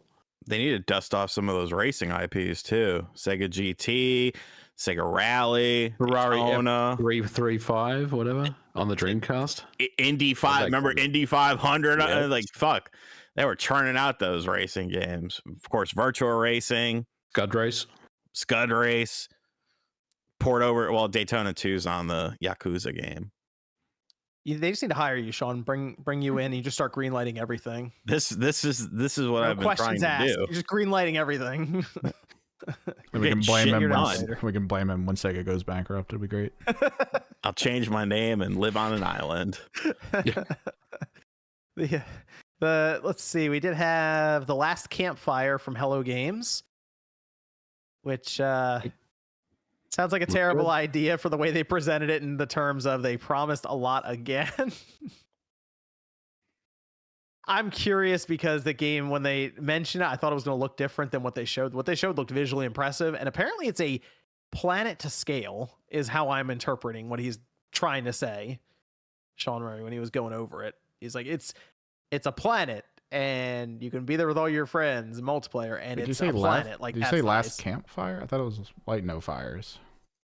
Oh, is it like? Oh, I have Last Campfire on here. Last Campfire is a Hello Games game, I think, but it's a game, Fire. right? It's a game. Yeah, Light No Fire was the full planet scale Thank you. one, which Light No Fire. Yes, smacks thank of you. Peter Molyneux when he started talking about it. I was like, good. Oh Yeah, it did. But here's the thing: like the last time Sean Murray got into so much trouble, he was on like fucking talk shows on television I was about to talking say about No drugs. Man's I was Sky. like, oh. Like he was everywhere hyping up No Man's Sky, which I'm assuming Sony money and Sony set all that up, all the marketing at the time. Mm-hmm. This time around, yeah, he can hype it up at a Game Awards and leave it at that. I don't think he's leaving it at that. As long as he's not on late night talk show, He's gonna be hyping on up the forums game, everywhere. fine. He's gonna start reaching out to all of us. Hey, I gotta tell people about this game. I guess you're gonna just go on an adventure and build civilization with your friends is the way they were showing it. So it looked almost, I guess, a little bit like, I guess, the idea of Ark, just bigger. So we'll see about that. And by the way, 10 years next year for No Man's Sky. I can't believe it's been 10 years for that game. That is crazy to think Didn't about. win best ongoing though. Definitely got beat by Cyberpunk. We have Dragon Ball Sparking Zero. That is my game, MVG and Sean. Completely confused by what they saw. I think that's when I was taking a break. It looks good. It looks very good. I'm excited for it. Okay, let the Dragon Ball fans have their moment here. Good looking arena fighter, visually speaking. I think it looks great. I like the little. I mean, they've been playing around with the cell shading, trying to make it look a bit like the anime, but with 3D visuals for a while. And I think this looks pretty good in motion. But I got to see what else they have with it in terms of the story, maybe some of the what ifs plots that they do, since they'll do that with some of the previous ones, and if it can stand up to Tenkaichi 3, because that's still, like, for most people, the best Dragon Ball game from that era. So it's not called Tenkaichi 4 though. It is Sparking Zero. That is the title that it had in Japan, if I'm not mistaken. We got Tenkaichi. No Rest for the Wicked. That's from Moon Studios, creators of Ori. Looks good. I like that. Yes, one. that does look good. I had to go back and look at it again just to double check, but it looks kind of like a dark fantasy or a dark fairy tale fantasy type game. And they're gonna have more information in March on it. And it's interesting because Ori, this is a different direction for him. That isometric kind of action RPG style game. So I'm curious how that one turns out, because Ori is like top tier stuff.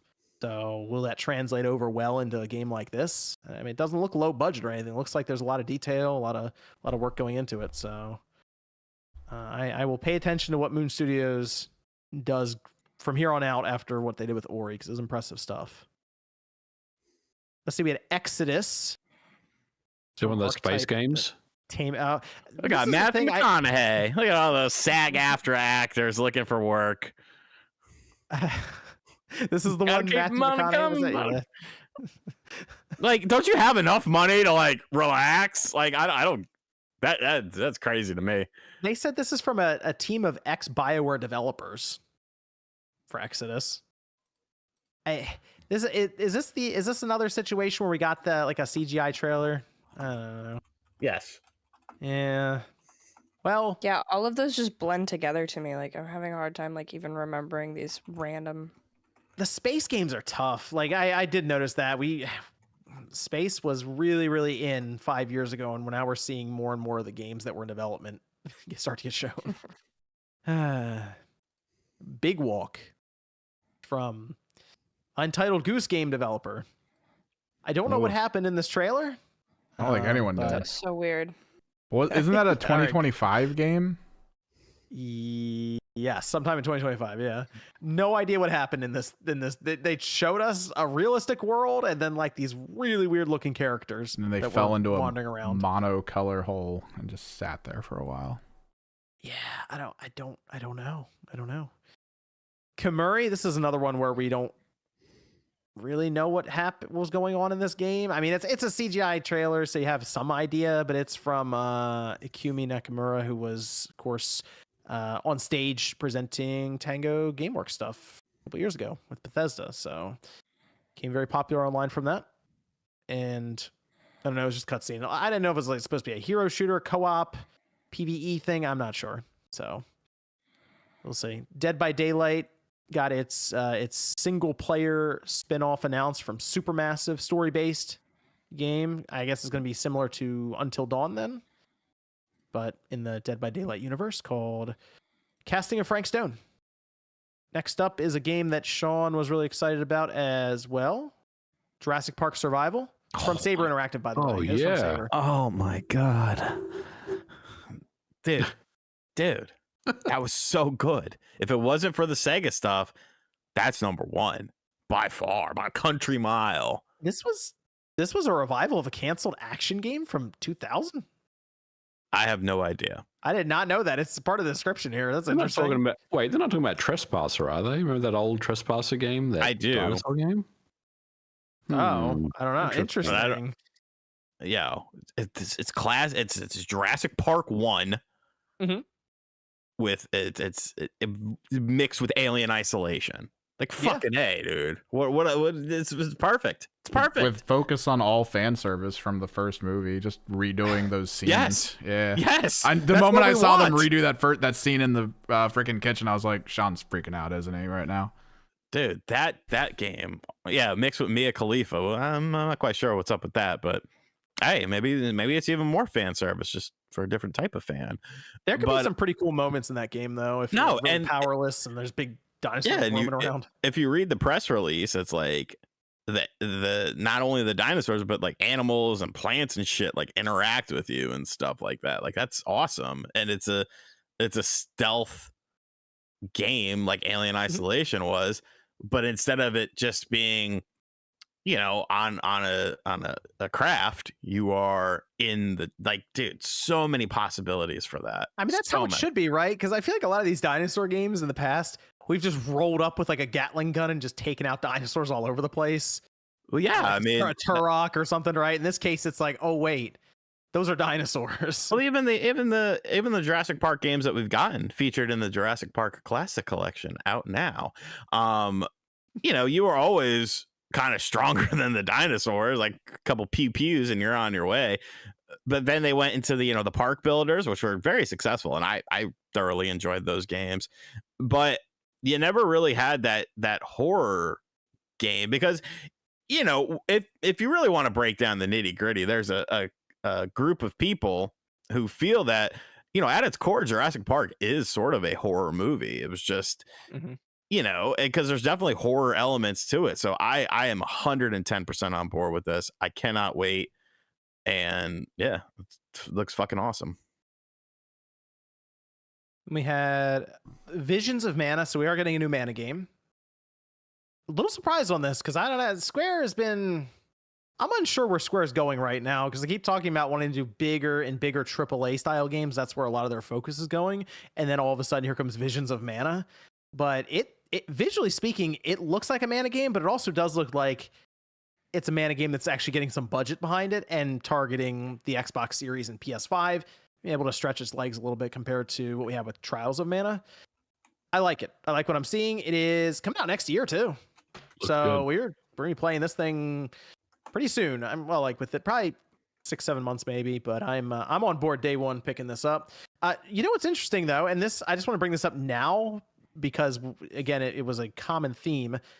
Seen a lot of Japanese based games, whether it's RPGs, action games, what have you, going to Xbox, and people are realizing, oh, there's no Nintendo logo here. In fact, there was a lot of games that were announced that just did not get Switch logos, and now the belief is that they got to wait for the Switch 2 to get announced or the next system, and it's like, oh wait, the longer the Switch 2 goes without being announced, the more we're going to see these trailers and just nothing for confirmation for Nintendo's next system. So or late ports even possibly. Like it's interesting to consider that for a Nintendo with how long do they keep waiting when you see these games like a Visions of Mana, and it's like, oh wait, that's not going to be on a Nintendo system then. Well, they got to update their system. It's They like do. impossible to put these super They kinda impressive do. games on it. It's time. It's time. It is. Got to update it. is. prolific Let's get to developer 2024, Nintendo. Let's says get moving. Nintendo needs to update hardware immediately. Yeah. That's the video right there. Yeah. Let's- Just like everyone else says the same. Let's get to let's get to 2024. Let's get moving, Nintendo. Let's get that going. Okay, we had Hellblade 2 that was shown. I don't know what's going on with this game. Okay. We talked about this already. They were always going to show a Why are you 2024 holding a date. screwdriver? I don't know. And Kill him, stab him. and What are you taking apart over there? the developer direct that's coming next year will reveal the date for Hellblade. We talked about this last week. I swear we talked about this last week. Okay. Okay. The Xbox Developer Direct, which they had this year, they're going to have one early next year. They're going to outline the roadmap of the games they're bringing out next year. They're going to date them. Hopefully, they'll date all of them that they present. So, yeah, I would expect Hellblade 2 to get dated at the Developer Direct. And I would say, I don't know this, but I would say probably a Q1 release. That's what I would say. It seems interesting that they keep showing it, but they keep just like not giving us the release date for it. I think they're pretty confident in this one. I will say the combat that they showed looked fine, but visually speaking, that's the part that keeps sticking out. That game looks crazy good in terms of visuals. So I hope we get that release date soon. Developer Direct coming up. Developer Direct. Then we had Den of Wolves. Apparently this is from Payday 2 developers. Don't know what it is. It's just a CGI trailer, so don't know. Then we had Black Myth Wukong. That did get its release date. It's coming out in August. So That looks we're kinda still. cool. This is a game that I feel like we saw. Was it 3 years ago now? It was a long time, and the internet like could not believe what they were seeing. Yeah, it was the trailer where he was fighting in the clouds, and every time he swung his staff, the clouds would shift, which was kind of cool. Yeah, I mean the trailer they showed here still looked. It looked good, but it looked completely out of its mind at times. But based on Journey to the West, I like the idea of it. It looks good. It looks like it's going to dip into that Souls formula as well. It's very popular right now. So we're still 8 months out, but finally got that release date. We had Tales of Kenzera. You said you liked the way this one looked, MVG. It was the 2D side scroll. Yep. Mm-hmm. Yep. It had the Metroid Dread, Prince of Persia vibe to it. Is that the one? Yes. Yeah. I liked it. I was into it. Liked it a lot. Looked good. I want to check it out. Yeah, it looked very fluid in motion when they were showing it. So I'm interested. I'm going to keep an eye on this one. I think it's coming up here actually pretty soon. I think it's first half of next year. I have to check the exact release date on that one. But I am April 23rd. That's what I thought. PS5, Xbox Series, Switch, and PC. So I will be checking that one out when it comes out. That's a Switch game for me. A Switch game for you. Okay. Outlast Trials, Last Sentinel. So Last Sentinel again. No, this is the one that takes place in future Tokyo. This was the CG trailer with the androids protecting the kids. Gotcha. I like the setting for it, but again, it's the CG trailer. Yeah. It's like I think I know what's going on here. I don't know, but the premise of it and the setting and what they were showing, I'm interested.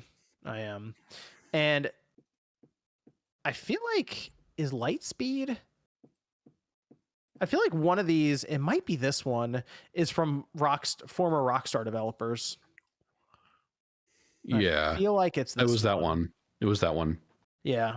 So they come from Rockstar, at least some of the leads there. So I'm keeping an eye on this one in terms of it being maybe that Rockstar level sort of quality. So definitely gonna say I like the idea of it, what they showed, at least for the setting. First Descendant. It's from Nexon. Nothing. Yep. I feel like, I people were saying some of the stuff really flows together, and summer 2024. It's a third-person looter shooter combat. Okay. Space Marine 2. That's coming September 9th, 2024. You on Space Marine 2, Evan? Probably. It'll be fun. Co-op, hyper-violent. It's basically Gears of War, just in a different universe. It is. Zenless Zone Zero. That is 2024. PC and Mac. We had Mecha Break. It's a multiplayer mech sci-fi game. Mm-hmm. Exoborn. Open world extraction shooter. Post-apocalyptic US. Yep. It's by Extreme. They're all the same almost. I know. Like, It just one is just flowing into another now. yeah. Well, okay.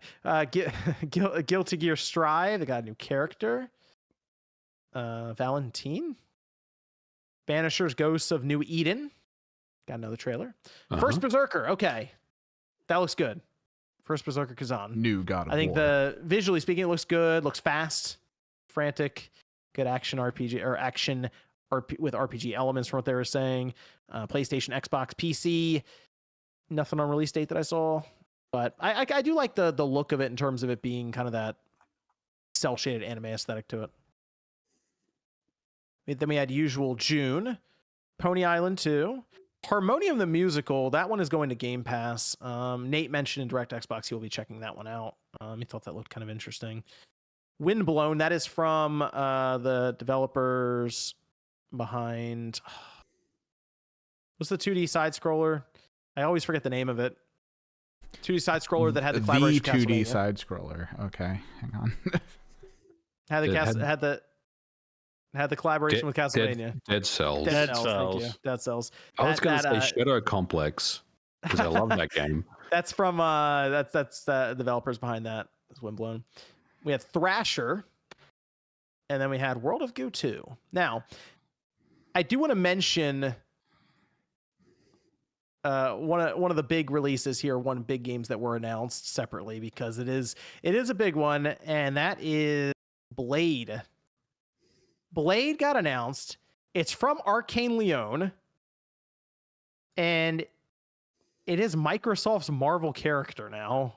It seems that's their big collaboration with Marvel. It's going to be Blade. Now, of course, Arcane Leon, they did Deathloop and they did Dishonored. So it's not the branch that did Redfall. I think people see Arcane and they go, that's the Redfall developers. While I'm sure there is an MVG probably maybe a little more insight. I'm sure there's some crossover here back and forth. Like, some of these developers from Leon, they'll go help them and to get Redfall out the door, that kind of thing, right? But the lead here is not the lead, for example, with Redfall. Right. We're talking about Deathloop, right? Like the team that made Deathloop is making this game. Yes, Deathloop, Dishonored, that kind of thing. This is a third-person action game. So they were very clear to hone in on the third-person aspect because you think of Arcane, you think of like first-person. So that's something I am really interested to see how that turns out. But there was quite a bit to this. One, development just started. Like they put it out on Twitter yesterday. Development just started, guys. We'll see you in a while. I'm wondering when this thing's going to come out. And two, it didn't have any kind of Xbox branding on it at all. That was brought up, and people were a little confused on that one. Like, why is there nothing Xbox on it? Like the logo's not anywhere near it. They didn't mention. I mean, I get systems because like it's not out probably for another 5 or 6 years, but why no Xbox branding? What happened there? I don't know. Why can't you just mind your own business and let things play out, John? Jeez. Well, I mean, Bethesda's their own thing. You know, like they always do their own thing. Look, I don't really know why Xbox didn't put their name behind it, but I am wondering if Bethesda kind of blew their load a little early on this and announced it too early. Maybe they should have waited a little while because, like, this game may not come out for a couple more years. I mean, like 5 more years. So maybe Xbox wasn't really ready to commit to the marketing side and put their name behind it. Maybe it was just really just hey, this is a game that we're developing. Bethesda's making it, so we'll just let them, take the accolades for it at the moment. But I am curious if they just went too early on this one. I think they're very early. Like apparently this was for an anniversary of Blade, I believe is what they mentioned. Mm-hmm. So I think they put together this very quick cinematic trailer for. I mean, it's a short trailer. It doesn't really show a ton necessarily, and it just kind of set the stage. Like, yes, we are working on Blade, and that's apparently the Marvel character that Microsoft and Disney were able to work out, of course, with Bethesda. And I think Blade should be an awesome video game if you consider the source material, but man, they haven't exactly done well. What we had the PS2, the old Blade Xbox game, Blade 2 that was on the PS2 and the Xbox. And that was when you could buy licenses for like 50 grand. That's a different time, John. Who did the Game Boy Color game? But this one feels like they're just kind of doing crazy stuff because when they talked about it, it's Paris, cordoned off part of the city with everyone accepting that vampires are a thing, and you're supposed to lock yourself in your house at night or else you'll die. Like that's weird. And he's out there. And he's out there getting a shave. He's like, yeah, I'm good. Let's go. Daywalker out there just getting in a shave at the barbershop. They announced a Disney Plus project for Blade like a while ago, that's so it right. might tie into it somehow. Okay. Yeah, I think you're right, Joe. They're gonna have that. They'll have the game. The game's movie's way coming off up. though. Like there's a movie. Like they're going big with Movie's gonna Blade. come out way before the this movie's game. way off too. I don't think so. I think it it's might pretty be. far off. When's the game? They announced the Oh, the whole game's sequence probably- of them like 2 years ago. I'm gonna or give something. a rough estimate for the game of 2027, 2028. Yeah, it's coming out at the end of the generation. Honestly. Yeah, I feel like the movie's gonna be that far off too, because they Mm. literally announced like one of their casting things. They haven't started shooting. Shooting takes a year. Post production takes a year. Everything. I don't know. It's gonna be a while. If there's like a year and a half between them, I don't think that'd be bad because then they'll also announce it going to like I'm sure I don't know what. Well, I It'll assume hype itself up a little bit. yeah. The current it'll be a release run-up Blade. idea for it's supposed to be 2025. Okay, Shit, so okay. they could have Yeah. that like maybe even even if that was like second half of 2025, they'd only be like a year or two off, which isn't too bad for that. So I think Blade would be. I mean, I'm picturing like Devil May Cry. That's just kind of like where I am with it. I think that makes the most sense, and you could pull some iconic scenes. Obviously, you guys. I think when we're doing the stream, you guys are like, you got to do the nightclub scene.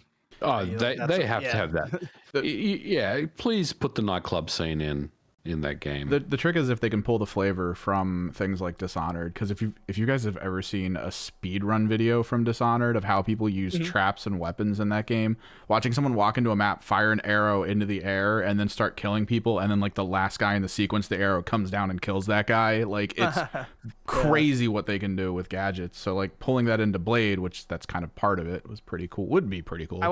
I went back and watched that nightclub scene though, MVG, because it's just on YouTube. That's awesome. After we did the stream, right? I was like, I gotta watch that now. And you know what was interesting? I thought about this right away as I'm watching that happen, and he's like, disintegrating vampires into ash and stuff. You know what it reminded me of immediately? It was the death animation when you kill a vampire in Redfall. Yeah, it's very similar, actually, isn't it? The ash. They kind of already burn, have yeah. that. They Yeah. kind of already have that animation and that effect figured out. That would do really well. Can you imagine if they do develop this? I'm going to say it's for the Series X, but I'm not going to rule out that this thing isn't for the next gen system. Can you imagine though if they have it to the point where there are just like 40 or 50s like vampires in you said like a club, and you're just incinerating all of them with stakes, and you got the big shotgun stake gun thing, and you got your sword, and that could be really cool looking. So Yeah. I think that's- I think it is going to be a cross-gen game. It's going to come out at the end of the generation, I must 2027. wonder if they didn't have the logo there because they're still working all those details out. Like, what platform is this realistically going to end up on, and where should we position it? Kind of thing. That's what I'm thinking. It's probably exclusive to Xbox. Oh no, I think it's Let's be honest. exclusive, but I mean, like, Yeah.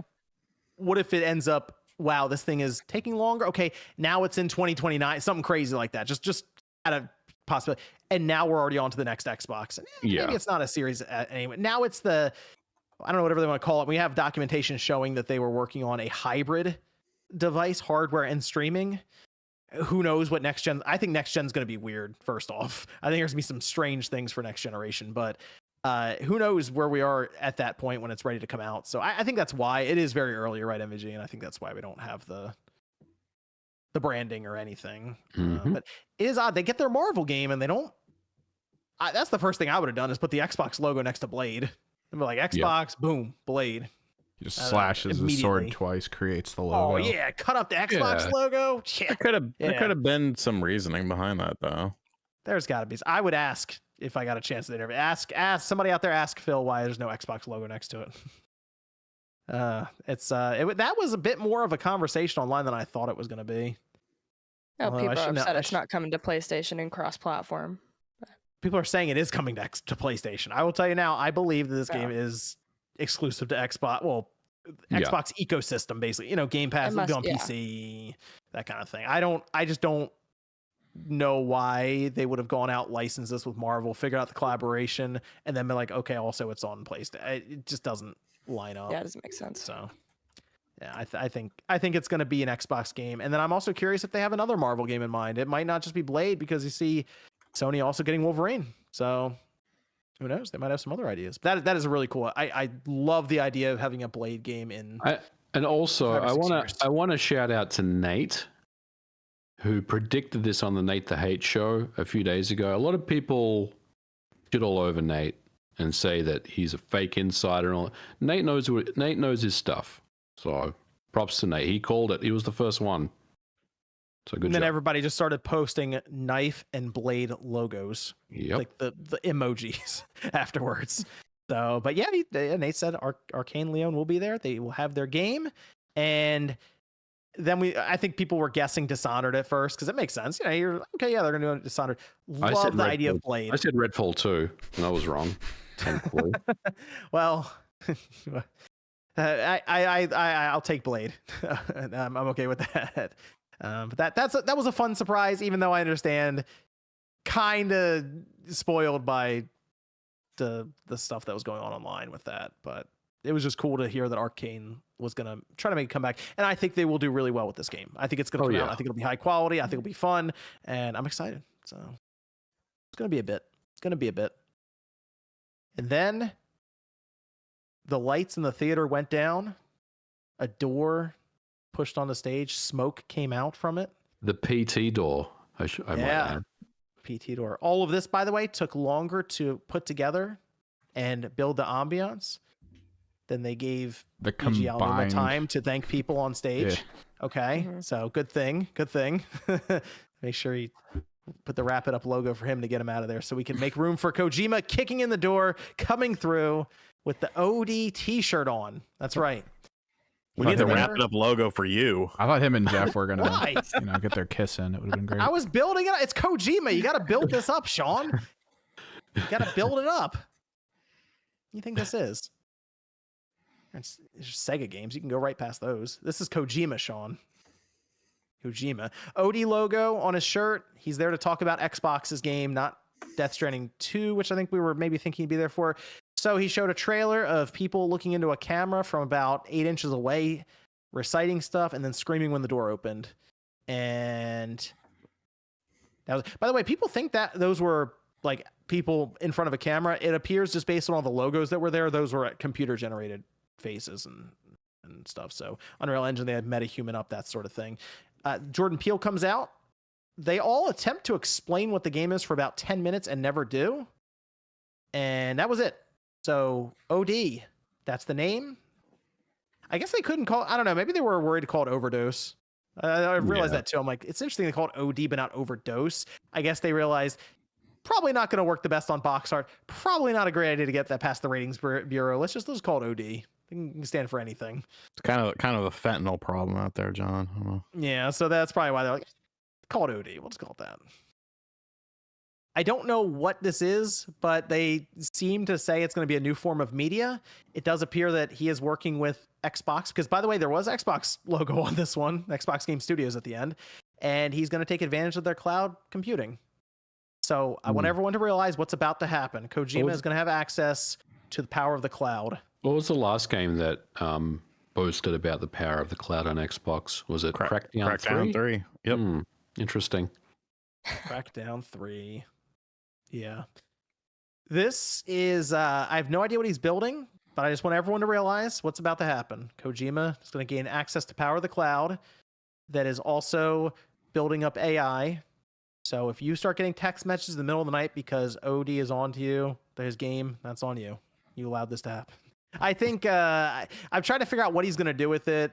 We heard, like you mentioned, Sean, a while ago, the game would send you emails, text messages, whatever. It would basically interact with the real world.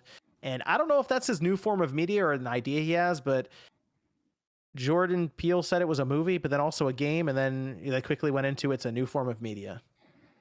It's a pass for me until you actually give me something substantial. I like the idea of Kojima going heavy into a horror game, though. I do like that. But it is the Death Stranding situation where they showed us a baby in a glass container and then ended it there, and we had no idea what was happening. So very similar here. I don't know what's happening, but I'm interested enough to keep an eye on it. Jordan Peele's movies are fantastic, so he knows what he's doing. Yeah, I don't know how I felt about Nope. I didn't like Really? Nope. I didn't see that one, but I watched Us. Us I and like Get that Out are fucking phenomenal. Yeah. Us was awesome. But yeah, I didn't like Nope that much. I don't know. I think he knows what he's doing though, horror wise. So like, I think it could be cool, but it's just such a weird concept that I'm a little weary. I think he's gonna do something weird again, and it's gonna be that he's gonna tell us the premise of it, and it's gonna be like Death Stranding, where he told us Death Stranding is legitimately just about delivering packages, and we were like, that seems really basic and a bad idea for a game. And then we got it. Sean still said it was a bad idea for a game, but I enjoyed it beyond what he described as what it, because that's what it was really, right, at the end of the day. But there was a lot more to it with the strand system, the atmosphere, the buildup, all the other things to it, the self-reflection, that was all there. And I assume that's similar to this, what he's going to do. He's going to tell us the concept. It's going to be something really basic, but then he's going to build all this other stuff around it. So I don't know. I don't know what the concept's going to be, what the twist will be, but I hope it's not the fact that it interacts in oh my god, I can't talk, in the real world, because it'd be kind of horrifying. Well, if the cloud computing stuff and AI has access to real-time data, which apparently it probably will by then it might. I'm curious if it'll change and alter and morph depending on either your tendencies in real life with like social media or data that's able to gather on you in the real world. Freaky. Or or just the game itself will alter depending on real life events that are happening. That's kind of like kind of the modern Metal Gear thing, because didn't Metal Gear look at your save files on your memory card? Mm-hmm. Yeah, so now it's just grander scale. So how do you think this game will be preserved in future years? Oh, because Go ahead, Sean. Well, we just need the new photocopier, right? The new photocopier 8000. Yeah, the 50,000 holiday funds needed. That's a good question, actually, though, with the preservation. Go ahead, Sean. No, I mean, you won't be able to, obviously. There's going to be a whole wave of video games that are going to be unpreservable. So it just is what it is. Well, that was the Game Awards show. So any thoughts on the show itself? Specifically the setup? Any criticisms? Anything like that? The show was actually really good. I enjoyed it a lot. Some really good highlights. I love the Sega stuff. Jurassic Park, big fan of. Hey, Jurassic Park Classic Games Collection, buy it now. It's available everywhere. So I'm a big fan of Jurassic Park. I love some of the announcements. I thought the show was too long. The last third of the show could have just been completely cut out, to be honest. I think if Keighley really wants to be serious about it, I think it was like a 3.5 hour show, right? Like without the pre-show. We streamed for almost 4 hours. Just take an hour off the show, Jeff. I know that you're getting all that sweet advertising money, but just cut an hour off the show. It's too long. The Alan Wake dance meme, keep it in or cut it? But I liked the show. I thought it was probably the best Game Awards for a while, actually, that we've seen. So I was very happy with it overall. The overall show was better in terms of like reveals, I felt. It still suffers from crappy pacing. Kojima and the Muppet should not have been given more fucking time than Game of the Year winners and stuff like that. Like, that shit's corny, dude. I don't need some, I don't know, the actor who kept making jokes and stuff. You take your pick. I don't need that shit. Somebody made a tweet saying that it's almost like Keighley treats it kind of like, a brother sort of thing, where it's like you have your older brother who was the man in high school, but then he became a dork. But the younger brother, even though he's more successful than them, he's always trying to get the spotlight from the big brother. He always wants the approval of the big brother. And Jeff Keighley always wants the approval of Hollywood. And it's like, fuck off. Who cares? Like, and a part of it is the crowd. The crowd eats everything up. It's so funny. Like, shut the fuck up. If something's stupid or taking too long, be quiet. sit there in silence. You know, the same fucking people that go to these shows are the same fucking people who bitch about the pacing of the show, but when they're at the show themselves, they lap it up because they're fucking frauds. Thank you. Was there a laugh track during the Christopher Judge joke? Did we get that? I am. Oh yeah, fuck off with that. It's a goddamn joke. It's a goddamn joke. He didn't fucking insult. I'm a developer for Call of Duty. He didn't insult you dumbass. He insulted the game's length, which is short for a single player campaign, and it's not that good. Get out of your feelings. It's a dig at Activision, probably more so than you as an individual. You just want to be a victim. You want people. You want to have a reason to lash out at something. Like, fuck off, man. That was like the only funny joke from the entire show. The rest of it was just like all fell flat. I don't know. I actually want to ask Evan, what games impressed you at the Game Awards? I want to hear your thoughts. No, you don't. I do. No, I really do. Because like there were some games that we were watching, we were reacting to. I was like, I think Evan might like this one, but like that's the thing. Which ones? Because I feel like we've already talked about, most of them are just you get to see a CG Space trailer. Marine 2. But that's the thing. I saw more gameplay in Space Marine. That was a commercial, not a trailer. Like that was just all that was. So I've already seen more gameplay off this, which I'm already like, oh, that's cool.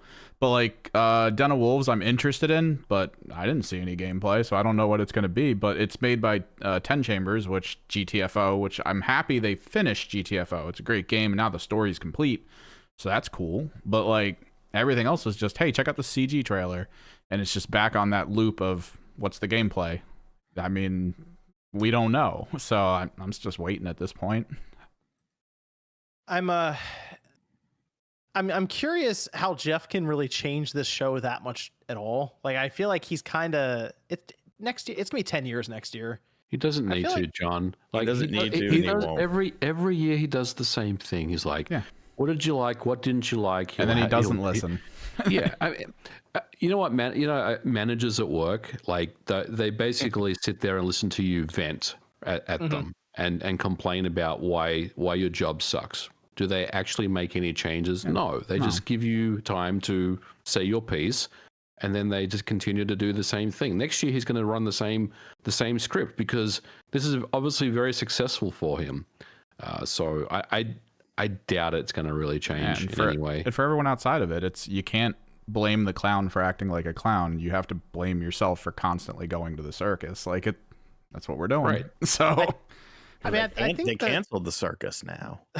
I think the issue is that I don't think the show knows what it wants to be, because he knows what it wants to be. It's just not what we want it to be. I mean, in terms of the identity, like it's an E3. It's like a winter E3 that's masquerading as an award show, and the award show can't exist without the announcements. Without the announcements advertisers, can't exist without the disguise that he's trying to put on for the games industry. So it's this weird like mix up of ideas that he's trying to jam together in we said a 3.5 hour runtime, where he wants to have the celebrities and. But the thing is, it's self-serving, John. It's a self-serving thing. Kojima having 10 minutes, that's self-serving.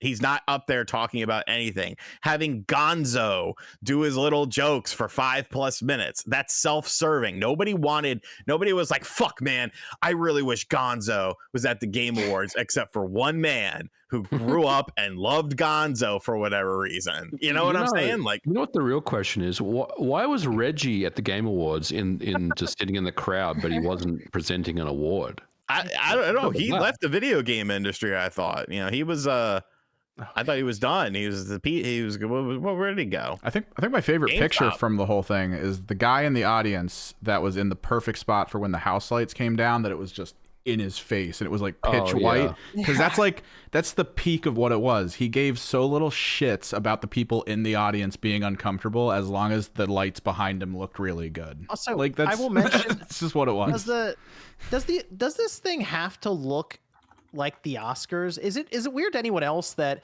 we have a video game awards show where it's weird to wear something like a video game shirt to it?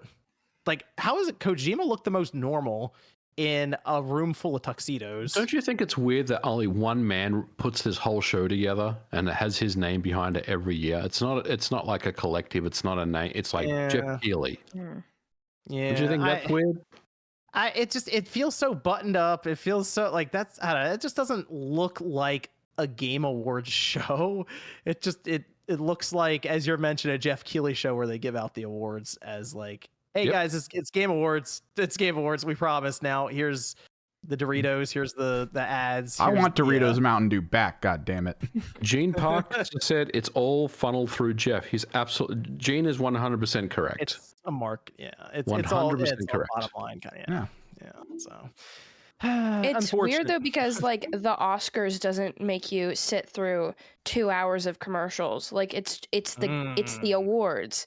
And so like, for some reason, Jeff is like, he can't figure out what the hell he wants to do. So it's like half of it is awards, but they rush everyone through it because they don't really want to do the awards. They know everybody's here for the announcement. So I just low-key wish that he would just make his own E3 separate and we can actually have Game Awards, because everyone is rushed. Also, like the people who are talking about the Baldur's Gate people, they're talking about like their coworkers that passed away, and he's like, wrap it up guys, let's go, we're on a timer. And it's like, dude, like that's insane. They're the developers. We had an actor talk about his broken leg for 5 minutes, but you can't say I'm sorry to the guy that died. Motherfucking Gonzo. You know what's interesting, Josie, you mentioned that they forgot to announce that their game, the game that's one game of the year that they probably want to sell more copies of, standing up there on the stage was launching on Xbox Series right then and there.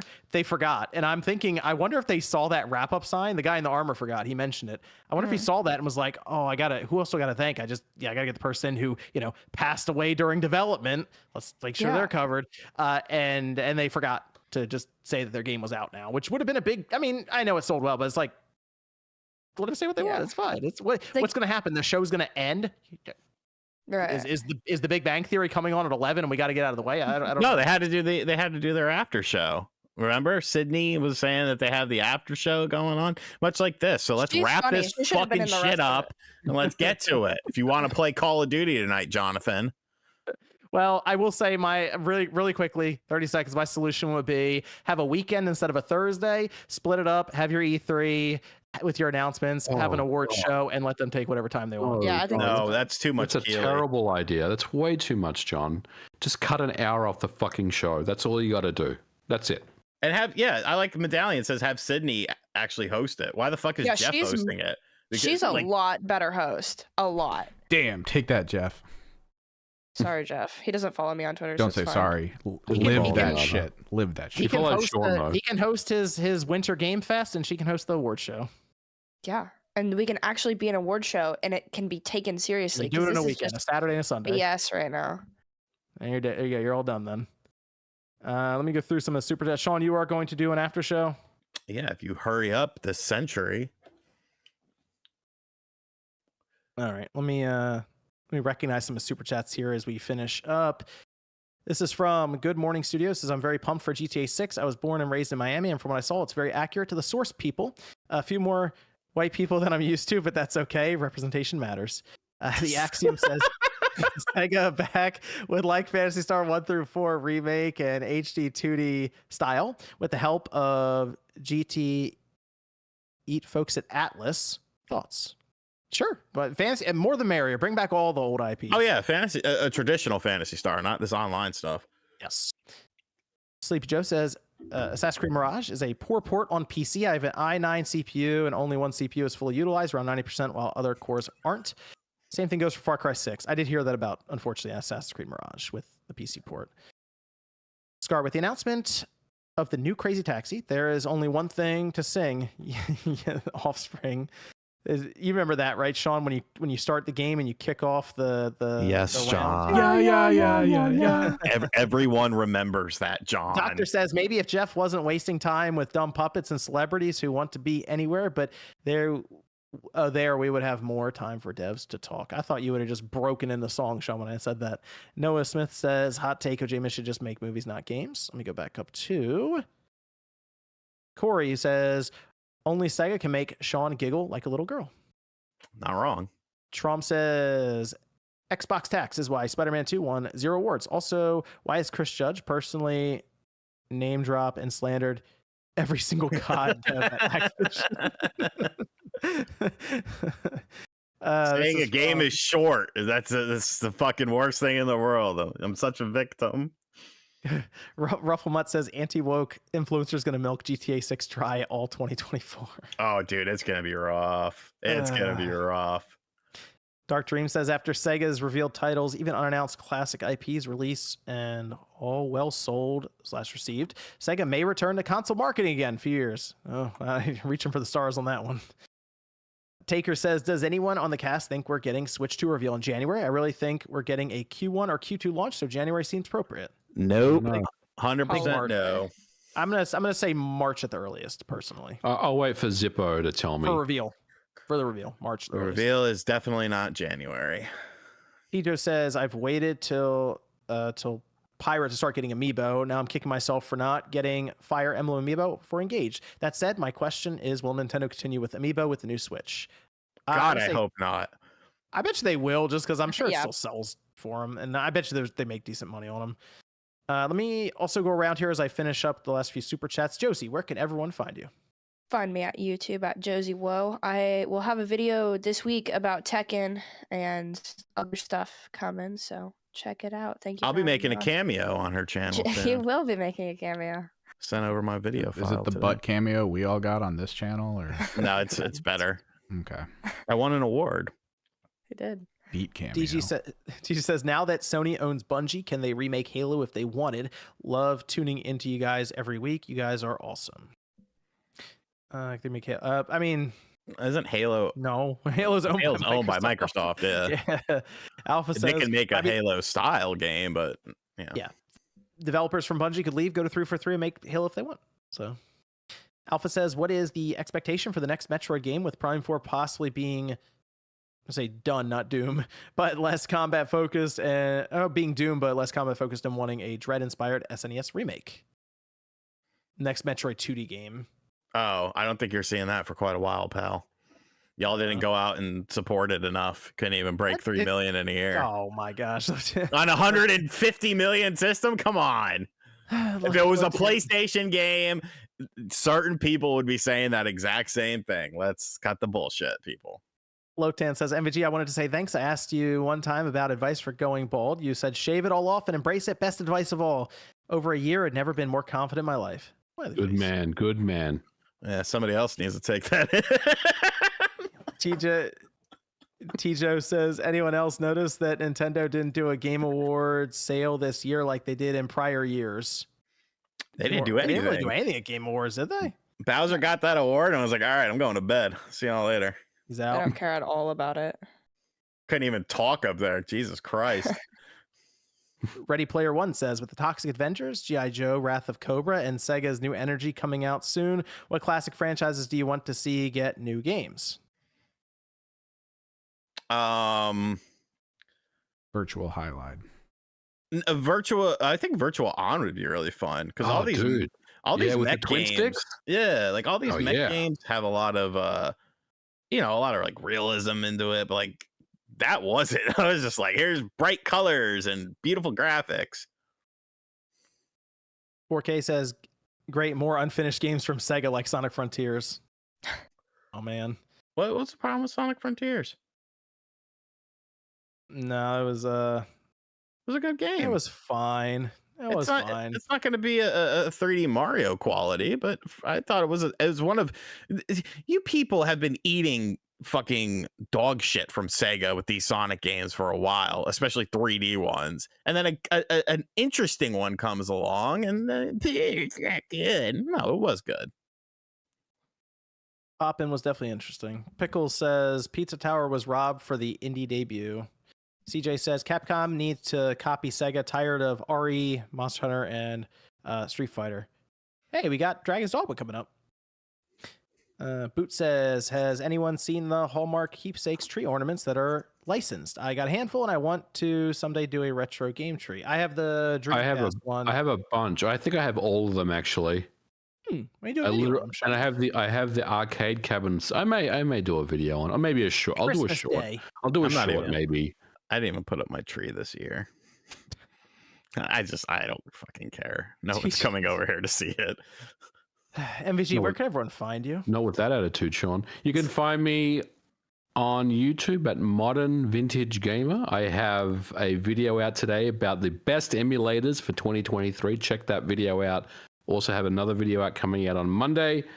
I'm probably going to have 2 more videos before we wrap up for the end of the year over the next couple of weeks. But thanks for having me on. And I won't be on next week, by the way. Oh, here we go. I already told you offline. You already knew this. Tijo says, imagine RGG making like a bare knuckle. Thoughts? Yep. Well, yeah, that would work. Kind of that, fall in that like a dragon category. John says, bare knuckle Power is Stone. Streets of Rage in Japan. Mm-hmm. That's what I said. Yep. But John, I think that flew over John's head. Like a bare knuckle. Right. So Yo Peeps says, yeah, like a dragon, like a bare knuckle. Hey, there you go. Yo Peeps says, have Atlas work on a new single player Phantasy Star JRPG. Backstage says, just got a PS5 Slim and enjoying Spider-Man 2 and Baldur's Gate 3. The IRS says, I don't care for Monster Hunter. Where is Pragmata? A lot of people seem to be looking for Pragmata. We got next year. We'll see what they're up to.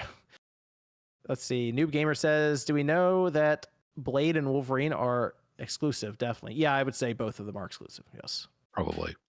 Corey says, it's the music that made the scene good. In Blade? I mean, the music was good, but come on. The whole thing was good. It was fun to watch. William says, wild guesses this time next year. What games are we talking about winning Game of the Year awards? I will predict Hades 2 and a 3D Mario battle it out. Next year, I don't know. We still have some announcements, what I'll tell you for next year. So we'll see. Spyro says, of all Muppets, why Gonzo? So many better Muppets. True. Evan, where can everyone find you?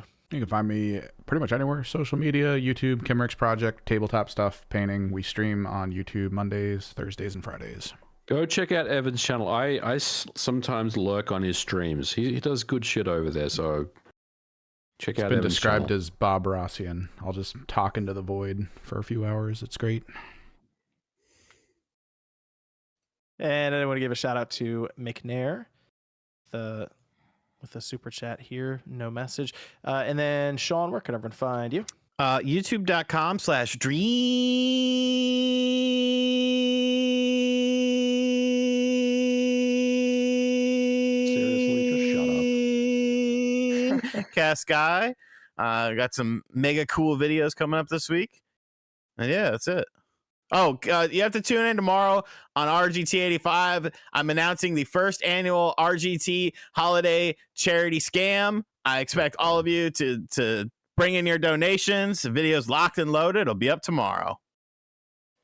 Okay. And tomorrow I'm also going to do the live stream for the Game of the Year Madness since the bracket has completed the last round. And we'll go over some of the matchups. So I'll probably do that like noon or so before football comes on. So look out for that. But otherwise, I believe that is everything. Oh, this is from Jason. Sean, I believe it's for you. It says, hi guys, love the show. RGT, have you seen the Fun Key emulation key ring? I have one and it's pretty powerful and handy to travel with. Fun Key emulation key ring. I have not. Little suggestion there for the future video. So shout out to Jason. I see it. There. The Fun Key S, the tiny foldable Game Boy styled retro handheld. Interesting. Only somebody did a video on that. Oh well. Was it you? It was me. Thanks everyone for tuning in. You're not the king of emulation, pal. This is actually like a year ago or something I did that. Thanks everyone for. Wait, did you do it? Did you say Josie? Yeah. I was. Yeah, Josie was first. Wrap it up. Yeah. Thanks everyone for tuning in. We'll be back next Saturday night, 9 p.m. Eastern time. We'll see you guys then.